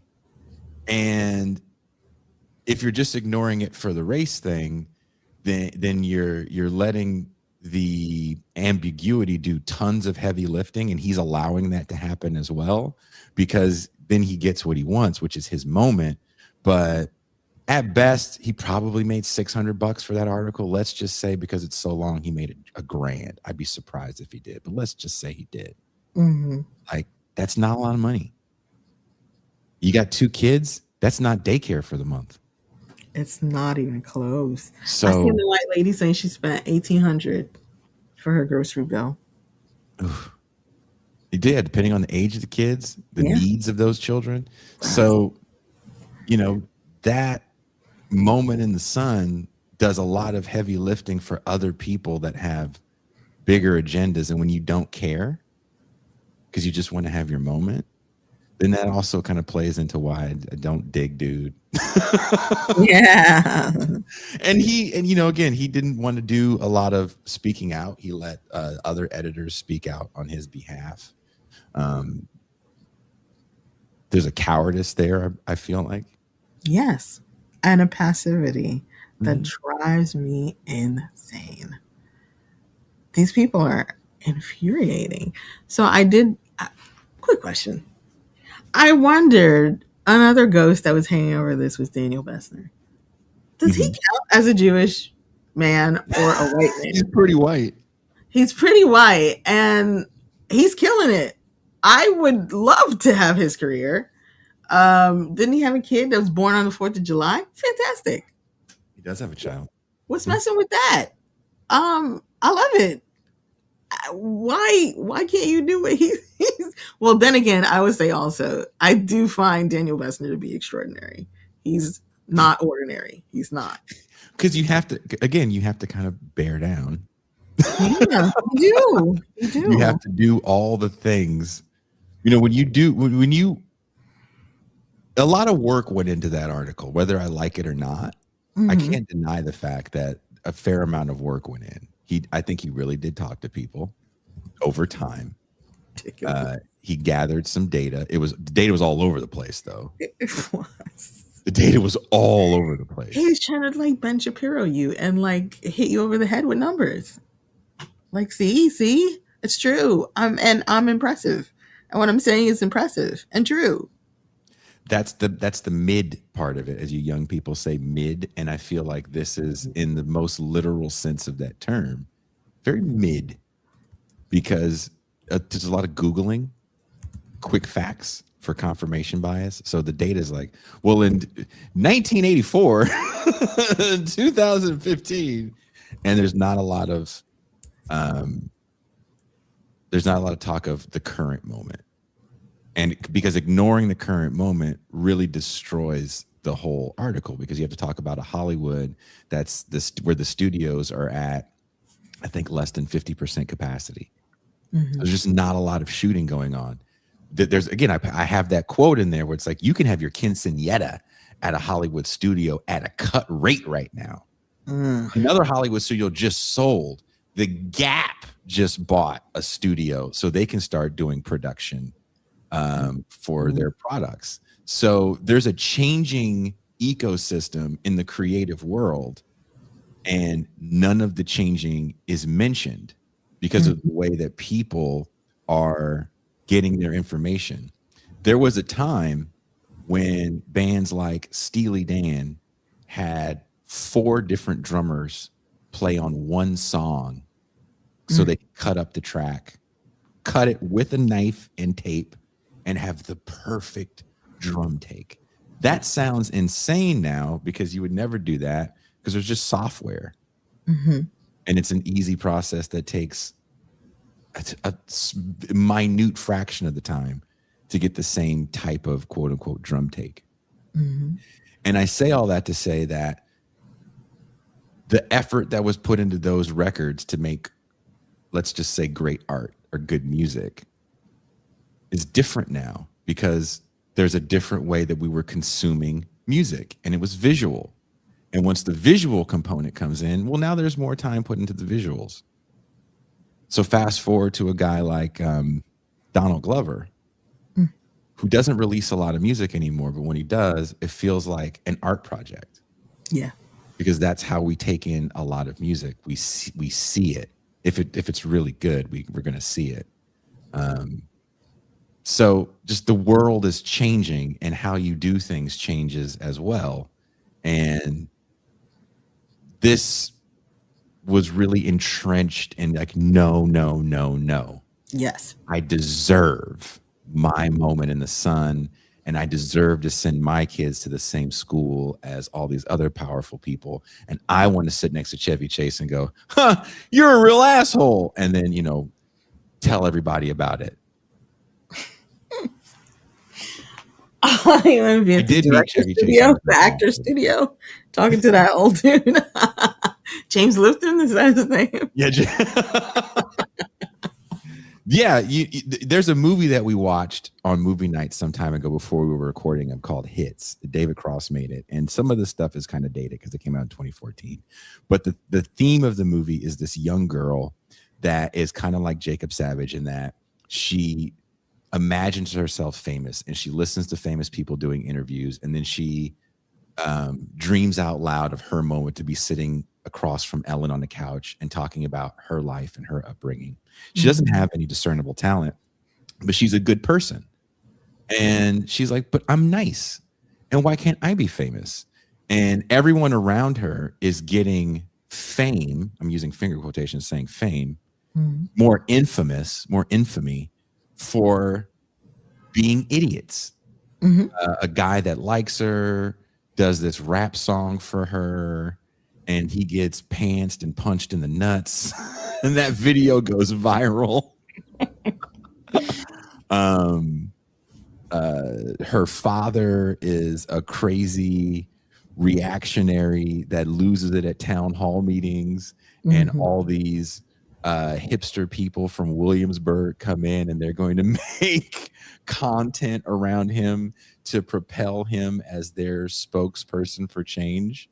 And she's like, my dad is a fucking right-wing weirdo. Like, stop with the camera in his face. But I'm the good person. Why can't I be famous? And it concludes with her going to one of her dad's town hall meetings that he complains at with all these white people, and her dad yells out, the problem is niggers. And all these, they're like, because right?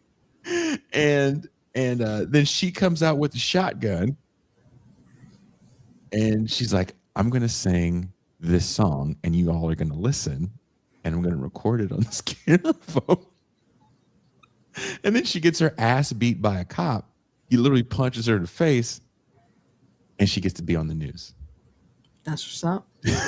And she gets her moment. She gets to be Emily in Paris. Yeah. Well, I wanted to say this about that. I wrote this in my notes. So this is from the article. He says, which raises some uncomfortable questions. Is the media more trusted now than a decade ago? Is Hollywood making better films and television? Is academia more respected? Have these institutions become stronger since they systematically excluded an entire cohort? Or did abandoning meritocracy accelerate their decline? So he goes from most of the article not talking about the consequences, what he feels the consequences are of letting in all these other people who are not white men, until eventually he comes here and he says it. My notes say extraordinarily passive, turning right wing, taken lightly. At some point he mentions some guy. The guy who was saying this has biracial kids, and he made sure to put that in the essay. Biracial. Yeah, and it's like, you know what? That doesn't like absolve you of saying all these things, and he doesn't even bother to say them. He just puts questions out there, and I can't stand that. He mentions going the Josh Hawley route. So I guess Josh Hawley used to be a liberal and now is right wing or something. And he puts it out there as a threat. You wouldn't want me to do that now, would you? Like he already did it. Dude, he does not know. You already did it. You're already there, my friend. Yeah. I'd have been a success if it wasn't for these nigger bitches. Damn. You know? And with hard R, just like that, right? Issa Rae took my shine. Ava DuVernay took my shine. I mean, how different is he from some dude who writes a manifesto and shoots up a joint? Like, this grievance really calcifies. Okay. Can you read that? Bad Lefty says, when someone says, I got biracial kids, you know something hella racist is about to come from his cracker mouth. Just duck. When someone says, I have biracial, shots fired! We coming for you, nigga. That's all I hear. No, you saw that town with the all white people? And then all of these racist white dudes were like, well, I need to bring my Latina girlfriend. And they're like, no, it's only white people.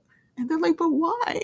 The worst. Do you know who the worst of that is? Do you remember that guy Metzger? Something Metzger? I can't. Is it Adam? Something Metzger. Jacob. Can't remember his name. But he was a big white supremacist in the Geraldo days. Super Nazi. When we were saying neo-Nazi in the 90s. He ended up moving down here to Mexico. Yeah, you've heard what I said. He moved down here to Mexico. I don't know if he died in Tijuana, but he did live here with his Mexican wife. Chat says Kurt, not Kurt.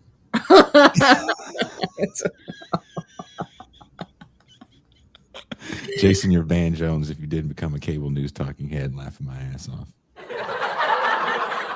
Jason is brown skin Joe Buttons.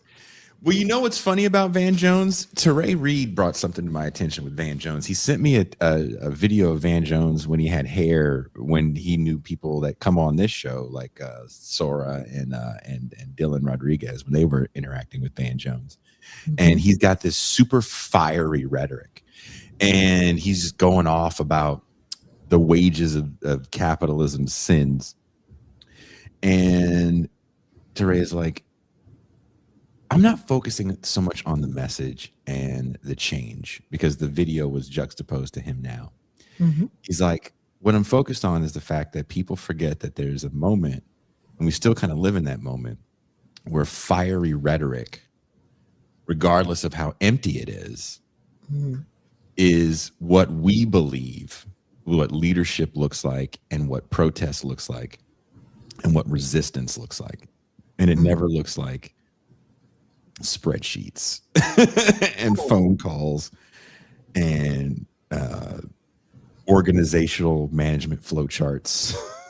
Taking minutes at a meeting. Yeah. And the problem with fiery rhetoric being the end all be all is when you actually have an organization. Let's take a nonprofit for housing, for example. And let's say your goal is to get the most vulnerable citizens in a municipality into housing. And let's even say that you're so good at raising money that you have a very large endowment and a good flow of donors that aren't threatened by this new Trump regime. And you're trying to do the right thing. You have nothing but good intentions. But you're ruled by a certain kind of liberal orthodoxy of anti-racism and intersectionality. There's probably going to be problems and flaws in that system. And if you have any friends that work in that world, they'll probably complain to you about that system, how it's so hard for things to get done. And if you look on the other side, these people understand systems. They understand a certain kind of bureaucracy. They understand order. And it's a steamroller. And that's problematic. And I don't think we talk about that enough, because we are so enamored by the fiery rhetoric, because we've been taught for so long that, well, this is what freed the slaves. This is what got us rights. It's these speeches.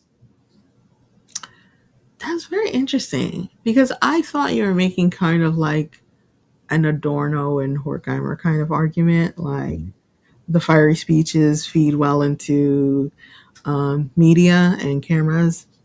And that's kind of how this sort of happened. But no, Frederick Douglass was making some speeches before talkie films. So you're right. Flaming, soaring rhetoric. We've always been suckers for that. Maybe it's like being children of the Enlightenment and like post French Revolution kind of stuff. Rousseau, like that all factored into the founding of this country. This was all happening around the same time. So I don't know if that's a uniquely American, but I don't think it's uniquely American, but my whole premise for wanting to do kayfabe was watching back-to-back appearances of Donald Trump and Bernie Sanders, and in my mind thinking, I want to make a video project where I show the rise of these two people, cable news and wrestling, and how they don't hit the same way if they don't have these ethnic accents, because we create characters. We love characters, right? Donald Trump doesn't hit the same way if he doesn't have that Queens about him.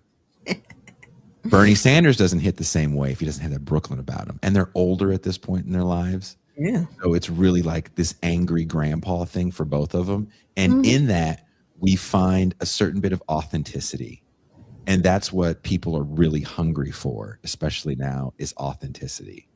There was a moment, and I'm finishing up this thing about it, where recently, last weekend, it was wild card weekend in football, and the Jacksonville Jaguars lost in a heartbreaking fashion to the Buffalo Bills at home. And there was an older woman who worked for the Jacksonville Free Press, small newspaper that no one reads. And she had a credential, and she got an opportunity to say something, and everyone's peppering the coach with all the, what happened here? What about this? Why did you do that? And this woman goes, Coach, Thank you for a great season. Keep your head up. 13-4 is nothing to be ashamed about. You did good out there. We love you. Oh. The media was furious. Oh. Take this bitch's credentials away. Sure, it was a sweet moment, but fuck that. This is about objectivity, which is a problem because everybody's supposed to be fair and balanced, quote unquote. And there was a counter backlash. And even black people like Jamel Hill were shitting on this lady. Now she's gone and since apologized. Wow. But the backlash was, why do you hate this woman for being kind? Because so many people that weren't sports journos were like, I don't care about objectivity. It's the fact that I saw, and the coach is crying when she says that to Sam. Wow. Because first of all, he doesn't expect it, and he's just shocked. So he's like, thank you, man. Thank you. And, everything about it is kind of a shitty Hollywood movie where you have this old black lady telling this young white guy that he did good. Yeah. I see So that. if you have mammy narratives, I'm sure some of that came out in the critique about her. But ultimately, it's a moment of authenticity where all we get is canned responses. Mm-hmm. And I don't give a shit about sports journalism. You're talking about games. You're not that serious. But you do get to create narratives about people. That's part of why you got into journalism. Maybe you couldn't do it. You couldn't write the great fiction story. Maybe you failed chasing real news, but you can write about sports. Or maybe you just really like the myth of sports and you like creating or deflating said myths. But you are the person in control there, not the person at the podium speaking. It is you. And for that lady to go, thanks. Yeah. She's never done it before in her life. She'll probably never do it again. Oh, sure she won't do it Right? again. But she saw a dejected person. She's older. So I think she's like 70 something. Right? That's the same way I am when I go into one of the places I eat at or coffee shops, and one of the people that waits on me all the time is looking sad. I'm like, hey, what's wrong? Don't be sad. You need a hug. Like, what's wrong? But it's this authenticity and how we view it that we crave. And for people to see a tender moment, someone not being a piece of shit for a second. The people that watched it were like, oh man, I love that. That was so awesome. Pat McAfee, the most unqualified, quote unquote, sports pundit, he's a former kicker that has a show because he tells it like it is. He has been campaigning for this lady as being kind of a really good person. These sports people should chill the fuck out. I agree with them to a certain degree there. Mm-hmm. But there's a reason why people like Donald Trump. There's a reason why people like Bernie Sanders. There's a reason why people like Zoran Mandami. And they're all a little different. The allure to Zoran, he hits all the beats for a modern day leftist. He's a brown guy. He's highly educated. He speaks so well. He's so well spoken. He's very professional. Mm-hmm. But the big thing that he does is things. He's getting things done. He's a steamroller, the same way I was talking about the unorganized left organizations. He is the antithesis of that. Yes. I bet he's difficult to work with. Yeah. I'm sure he tells people that's stupid. I would love to be that person. I feel like maybe I need to start doing stuff like that.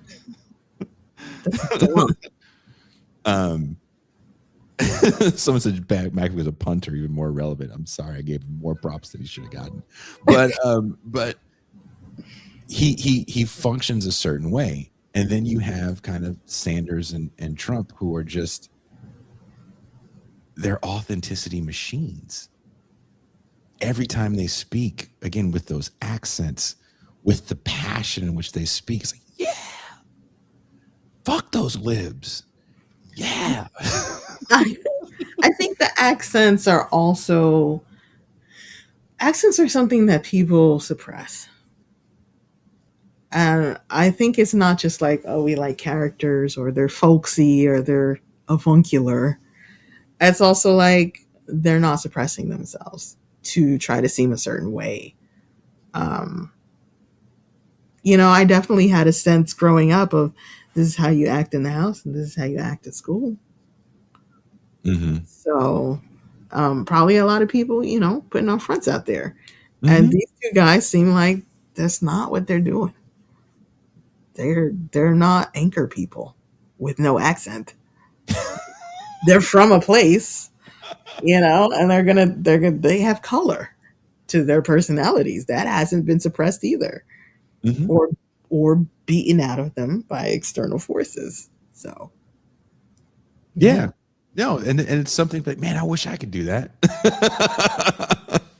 So I think all of this shit is important when we think about the grander picture, and especially like where we are today. Mhm. Because I don't know if you feel the same way. It feels more and more like we're just living in the collapse.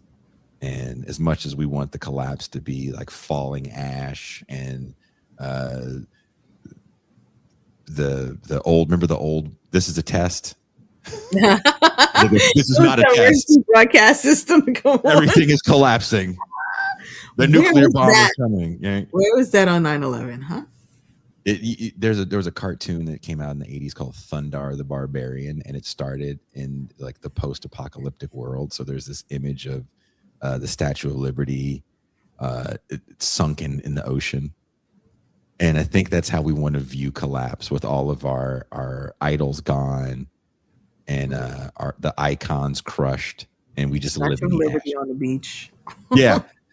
We live in the ashes. It's like dust. Like, it's been 5 years since the Great War. What happens when there is no Great War? And what happens if the Great War was fought in 1942? Oof. And now in 2026, it's just the decline. Yeah, go ahead.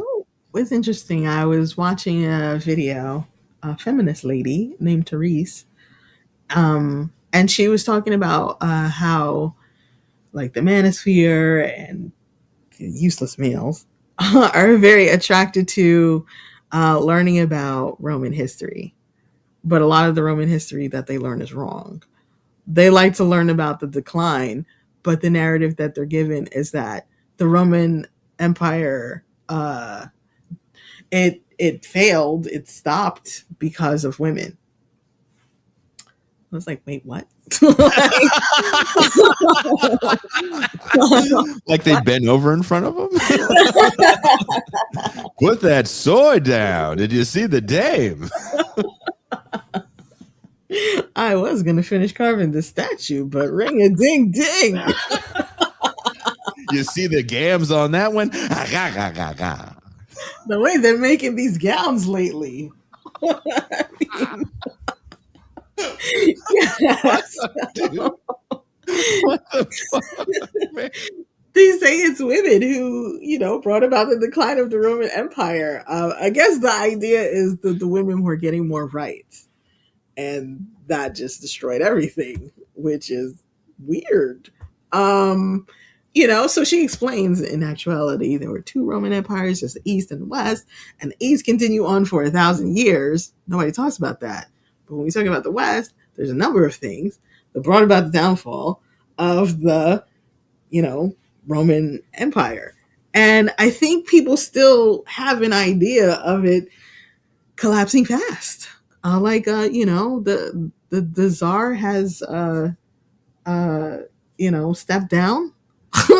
And now this is what we're doing now, and that's absolutely not how it happened. We are absolutely declining, and that's why I was interested in the Roman Empire and empires declining.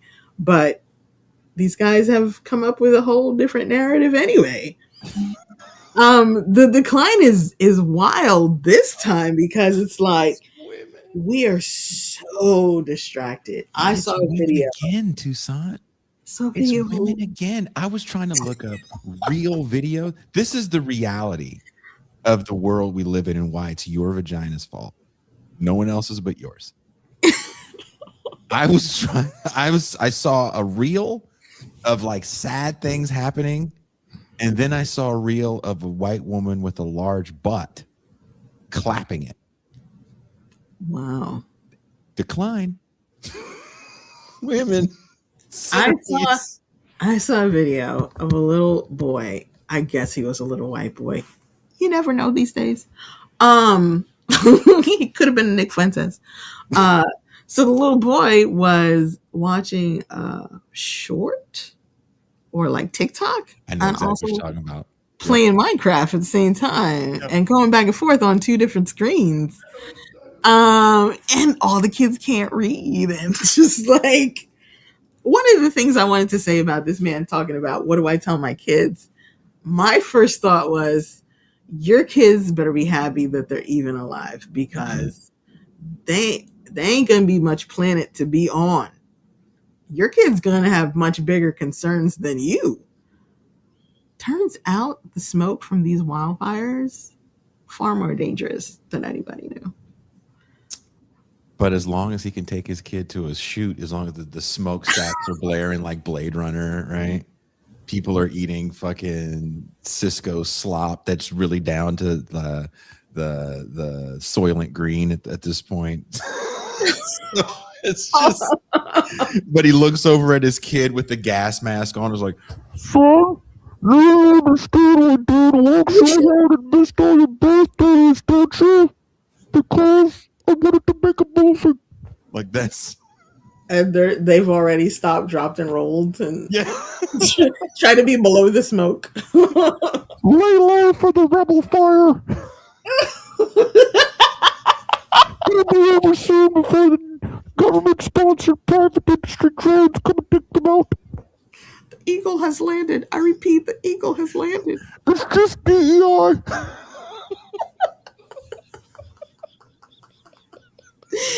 Yeah, man.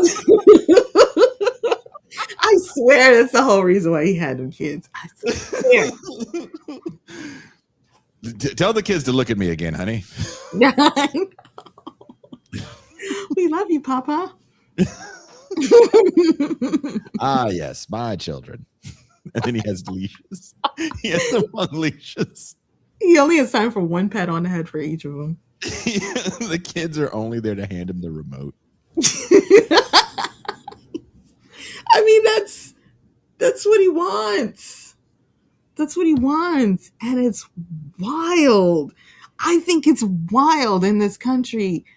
There's no kings. We had a march about that, right? We had a war about that. Not we, but, there was a war about that. And we have guns just in case the king comes, right? We're still doing that.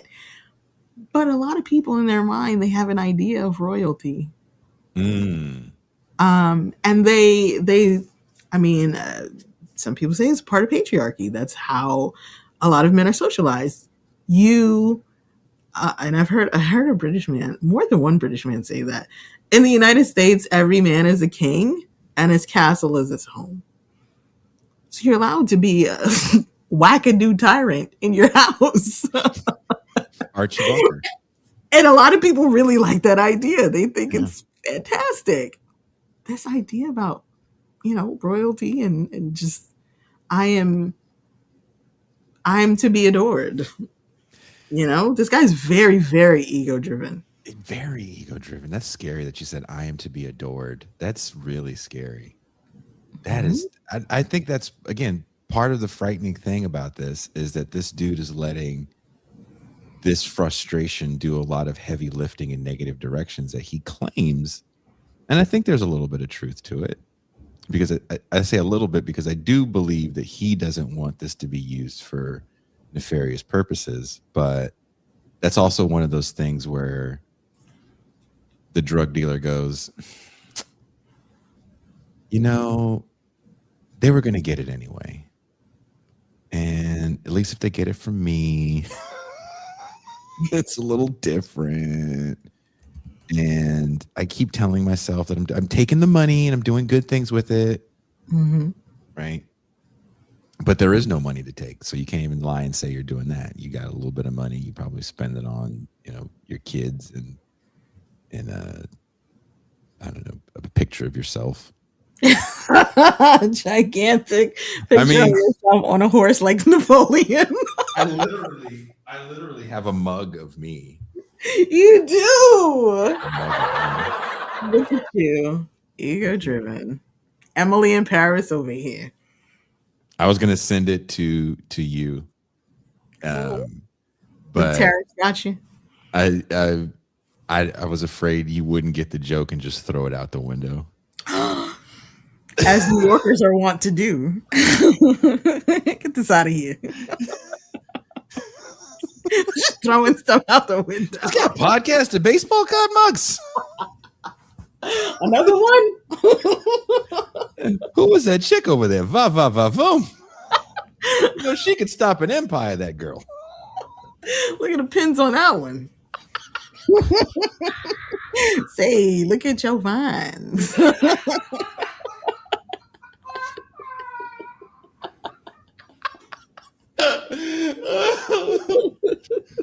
The 70s were so powerful that throughout a certain part of the 80s, when black people weren't on movies, when they were talking like they were in the 70s. So funny to me. Say, Freddy Krueger, you jive turkey. Why did they talk like that? It's 1987. Nigga, I know what times it is. It's time for us to get this Freddy Krueger. It's so wild. Like, wait a minute, why are you talking like this, sir? You sound like Michael from Good Times. Why did you just fucking backspin back into the past? It's true. Maybe it was old white guys writing that media, and they were like, "This is what black people sound like." In your 70s, Can you make it sound a little blacker? I'm talking in my voice, and I'm pretty dark. No, you know what I mean. You know how you're talking. You know what we're looking for here. People have told me that before. Like, I'm not a voiceover actress. I'm having a casual conversation, and they're like, why don't you just talk like how you really talk? You're in the corner with Chiquita. I'm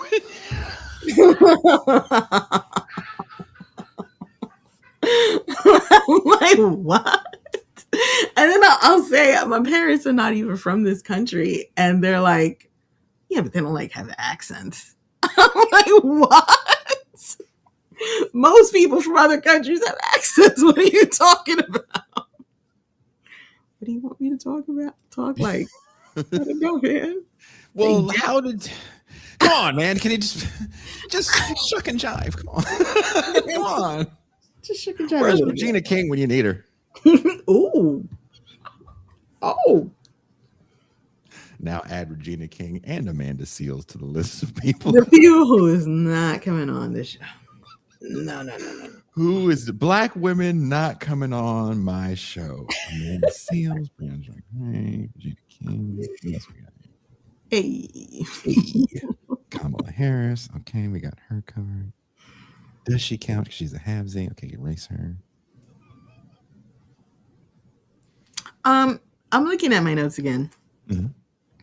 And he says at one point, what was the justification? Yeah, for gutting the American meritocracy. No one seems to know. And I said, he assumes it was a meritocracy. Cute. What a weird conceptualization that it was a meritocracy when all the white men were like employed and on top and stuff. That's really how he sees things. Mm-hmm. He's already on the right. He doesn't think so. I get it. There's not a lot of information about him, but he'll tell you like, no. But is this the post left that people talk about so much? Maybe. That's a good teacher. Do you feel that because the solutions are so like structural and never really individual, and talking to the individual is always ignored for talking about the structural changes. That does open up a door for the Jacob Savage laments a little bit. Maybe on the left, what's left of the left, there is a lot of talk of structural things and not individual experiences. Because I mean, we don't want to open the door to talking about microaggressions all the time.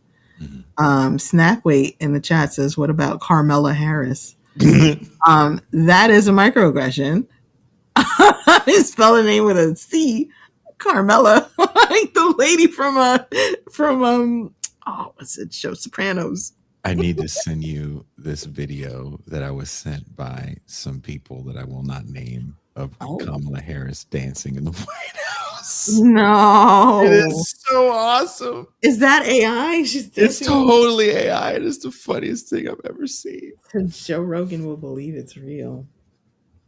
Oh, dude, that's another show talking about the reality of some of the AI shit. I think he's interesting in terms of this argument. So his believers, his followers, are a lot of these aggrieved white men, but he isn't necessarily that. He very much believes in the system, but he's on top as far as he's concerned. And so he doesn't have that kind of grievance in him. He just really, really, really don't want to pay taxes. That is a major grievance for that man. Or he wants to be able to be given the same sort of off ramps to not paying taxes that the elites, super rich people get. Yeah. You know, here's the thing that's uncomfortable to say. A lot of people want to be on Epstein Island, and they're upset that they weren't there. You missed it, man. There was money everywhere. There was coke everywhere.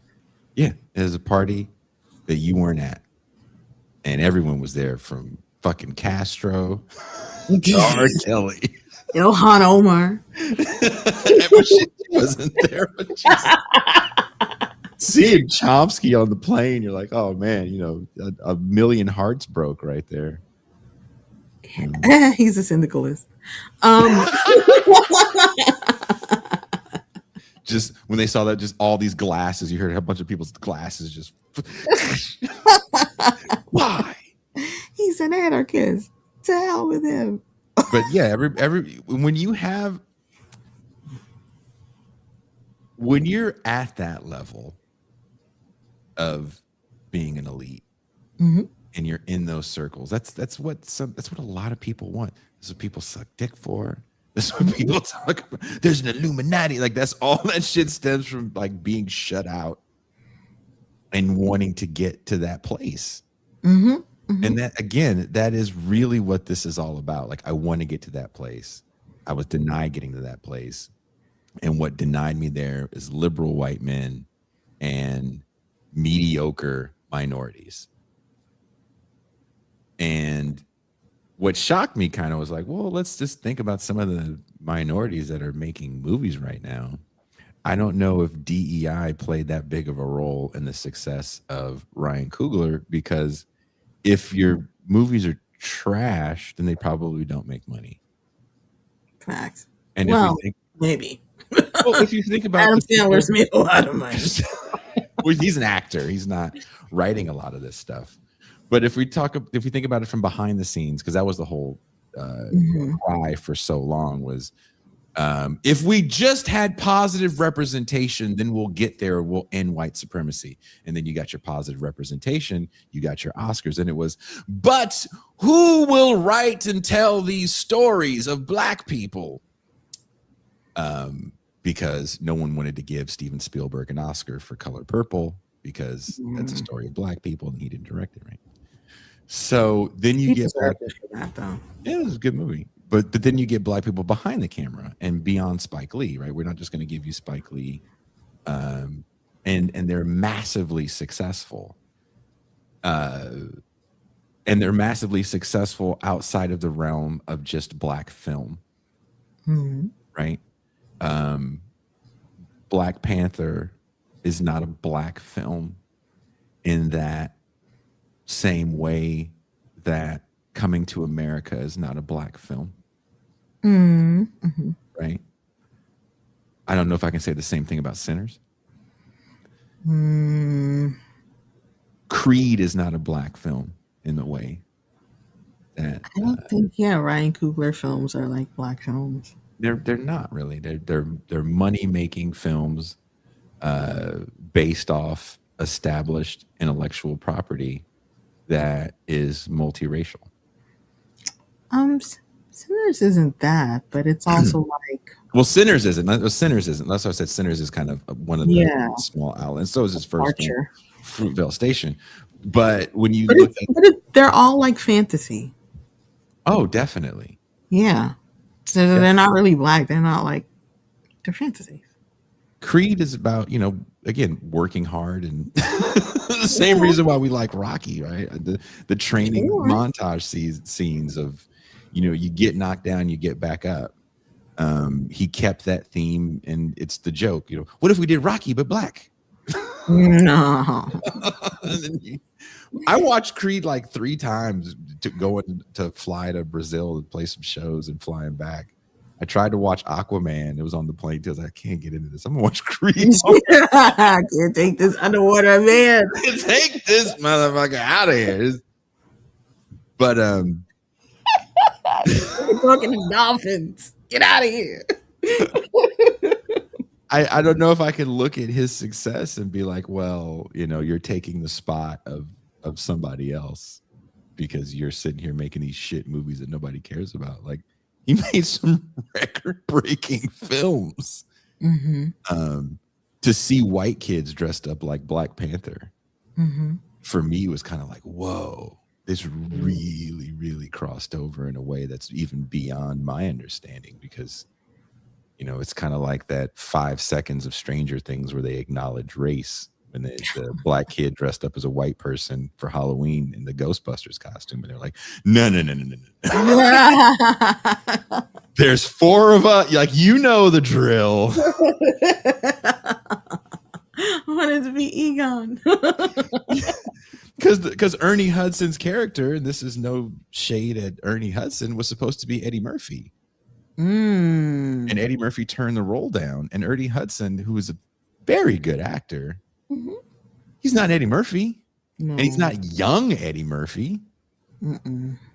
So there's a bit of seriousness that role is. But at the end of the day, he could have been like, this ghost out there is big.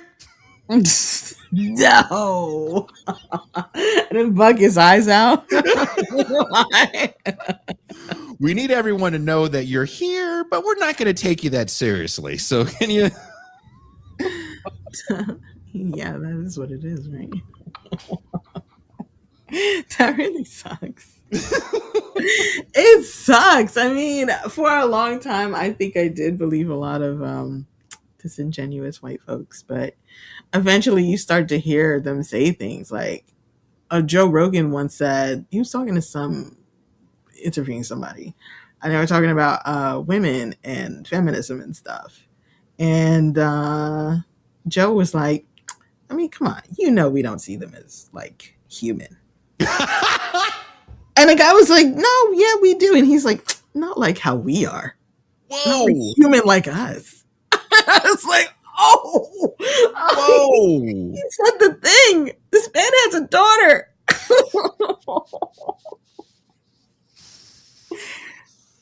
Yeah. I mean, the dames can look pretty and all, but a mind. Come on with that sci-fi talk, Norman.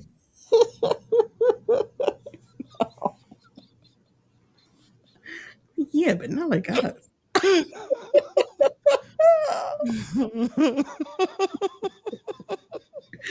And I heard somebody talk about Black people's votes in the Democratic Party and stuff, and they were like, yeah, Black people's votes count, but like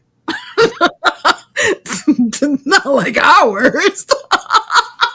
Damn. I thought it was the one. I thought you could talk about the one that I thought I sent you, where they were like, "We lift the Democratic Party up." I was like,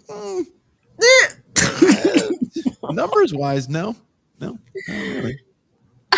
Every little bit counts, Jason. Like If you went away, they'd be okay. They'd be looking for you like an earring. I want to wear them earrings. Like, no earrings go. No, Just wear the Latino vote. You got more of them anyway.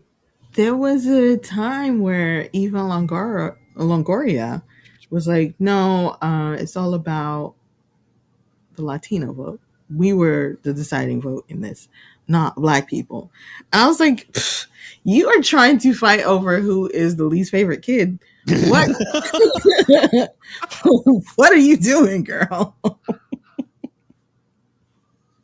That's the uncomfortable truth, right? If the only power you have is grievance, that's another thing that no one said to Jacob Savage. If all you can do to try to get any sort of power is use grievance, that moment is over. 2020 and the aftermath, a lot of the grievance was paid out, and it doesn't move the same way. And that's kind of why you have certain backlashes, because we talk about it here on the show all the time.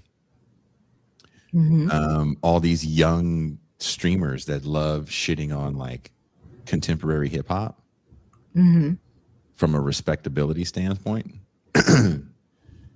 Grievance is no longer, it doesn't have the same kind of cultural capital that it had 5-6 years ago. In certain arenas, it still has a little, but even that is fading.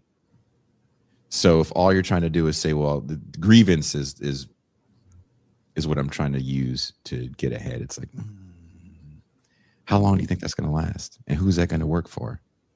When Pradna is going to be the head of the fucking studio, she's not going to give a shit about your white man tears.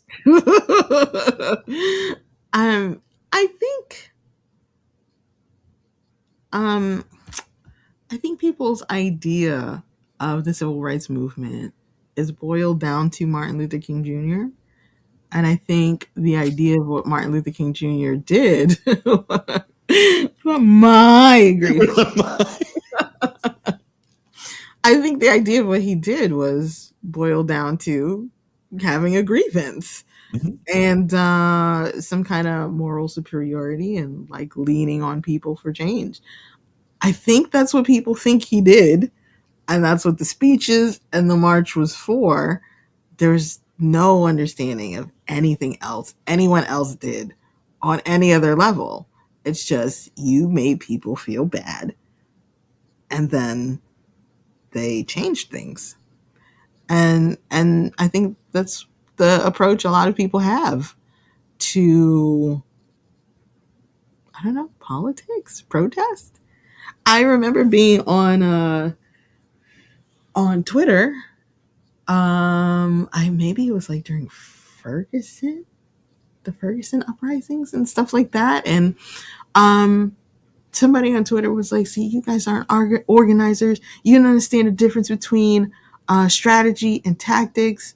You don't know why in the 60s people were getting arrested. They were getting arrested to overwhelm the jails and cause a problem in that way. And that was because blah, blah, blah, blah, blah, blah. And I was like, a lot of people don't know that. They just know, go to a protest, get arrested. You're doing one for the cause. They don't know like any of the reasons behind it. There's nothing behind it. A friend of mine told me that when she was a kid, globes confused her, or like maps confused her. Like a map of the world. She thought there was nothing behind it but water.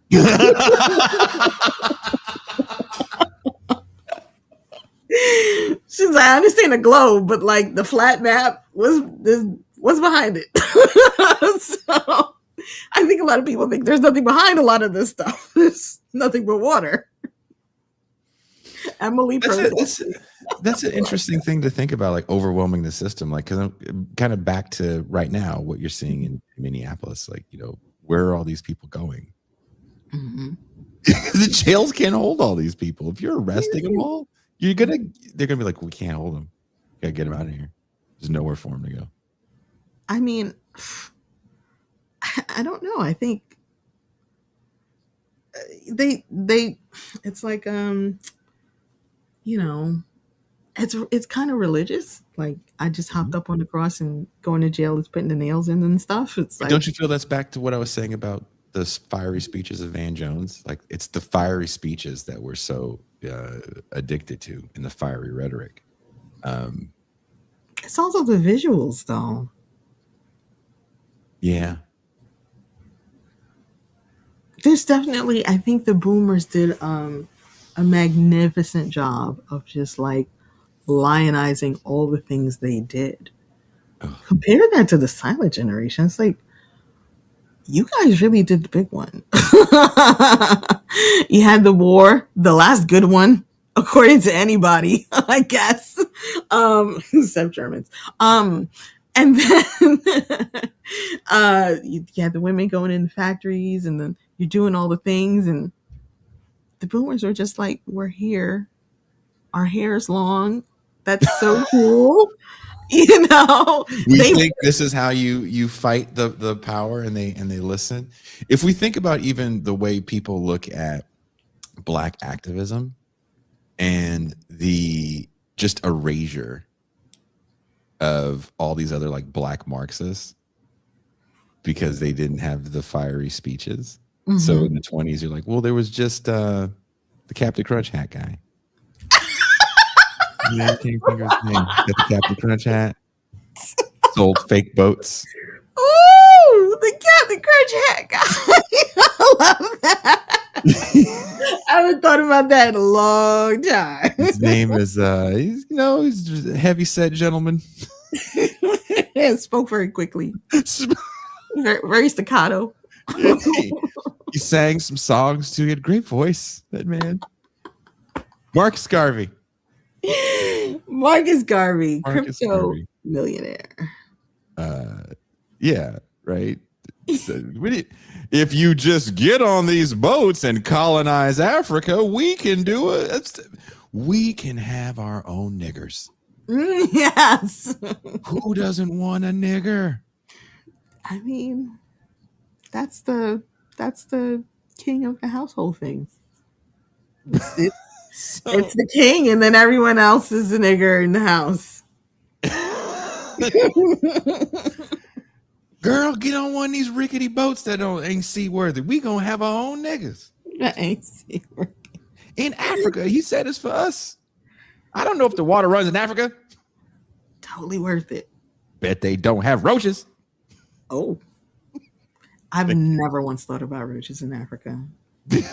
Not once in my Africa's life. got some surprises for you. Is that right? I thought about Native Americans and roaches because what they used to do is no. They used to pick up and move the house.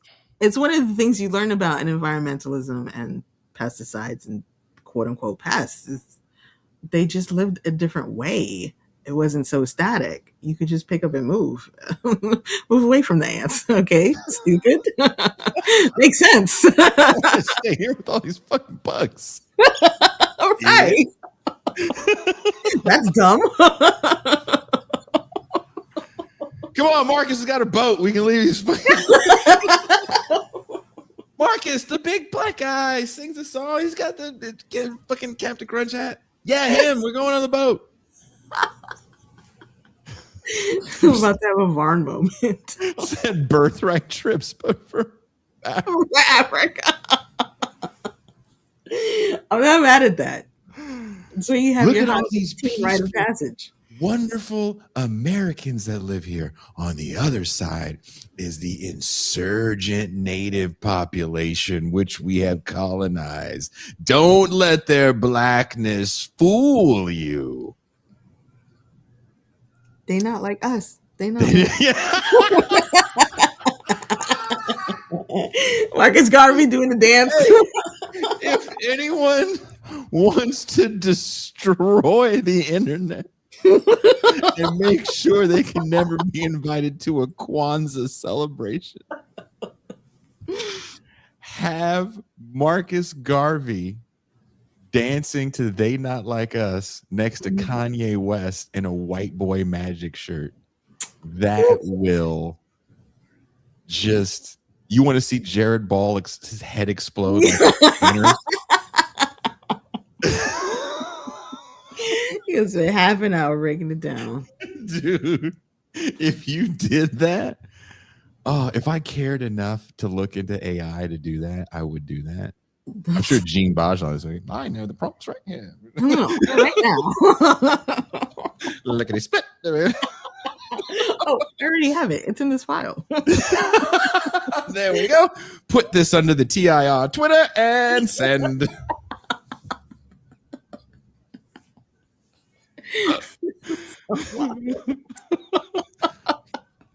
That killing these sacred cows, man. Just killing them. That's the video that I get to do a Tucker Carlson interview. Damn. I think of you as a heritage American. I just don't agree with everything you say, but 400 years, that's a long time to be in this country. I think you deserve your rights as a heritage American.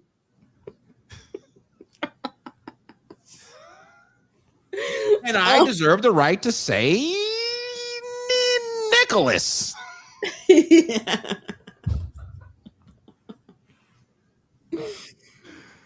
That is how this show goes viral in the wrong way. Facts. But, you know, cross your fingers, guys. Gene, if you're watching, please don't do that. Hilarious. Gene is halfway done. Yeah. Surrendering. Sarah, looks like I made an oops.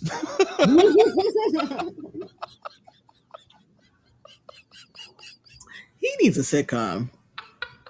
That man needs a sitcom bad. Can you imagine Gene just sitting there all befuddled by what's with all the outrage? Why is everybody so upset?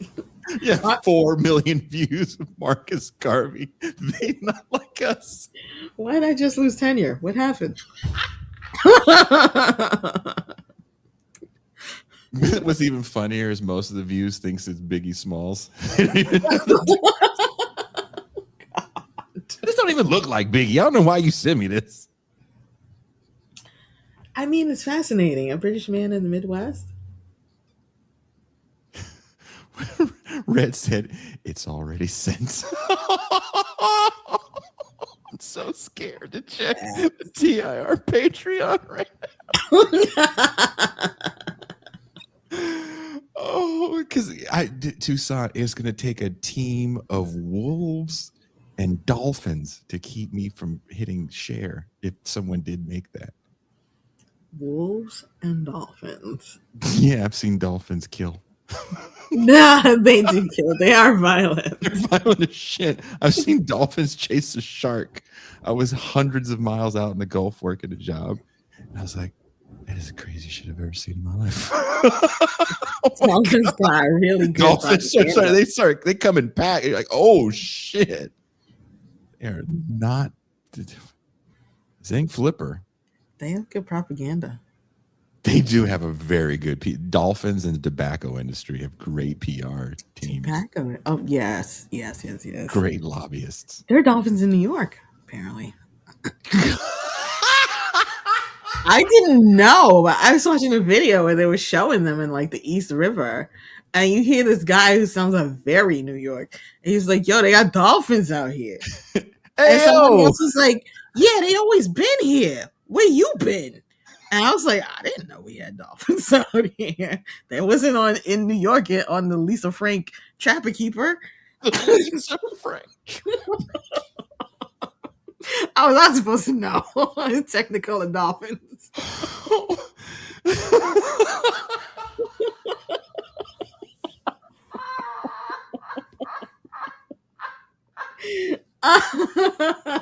That's right. Dolphins be rapists. They're terrible. Yeah. Hella rapey ass dog. There's dolphins over here. Yeah, I'm violating the human over here. We don't need the extra attention. Thank you.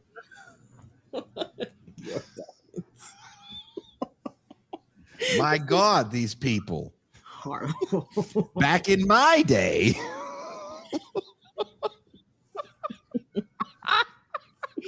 That water's so dirty. That dirty hot dog water. They got dolphins. The dolphins complaining. Oh, don't go to this dirty water. The water's dirty, Maury. It's dirty. Oh, there's Norman Finkelstein. Say hi. And maybe at the beach every day. There's Norman. His tan is real. It's from the sun. You're not saying no bed with lights. You don't have time for that. Oh my God. The dolphins know Norman.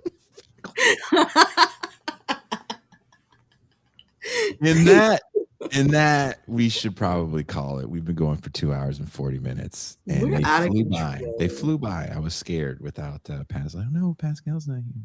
Now, I knew this was going to be fun. I was fired up. Everybody should read Jason's article. I think you should get that published.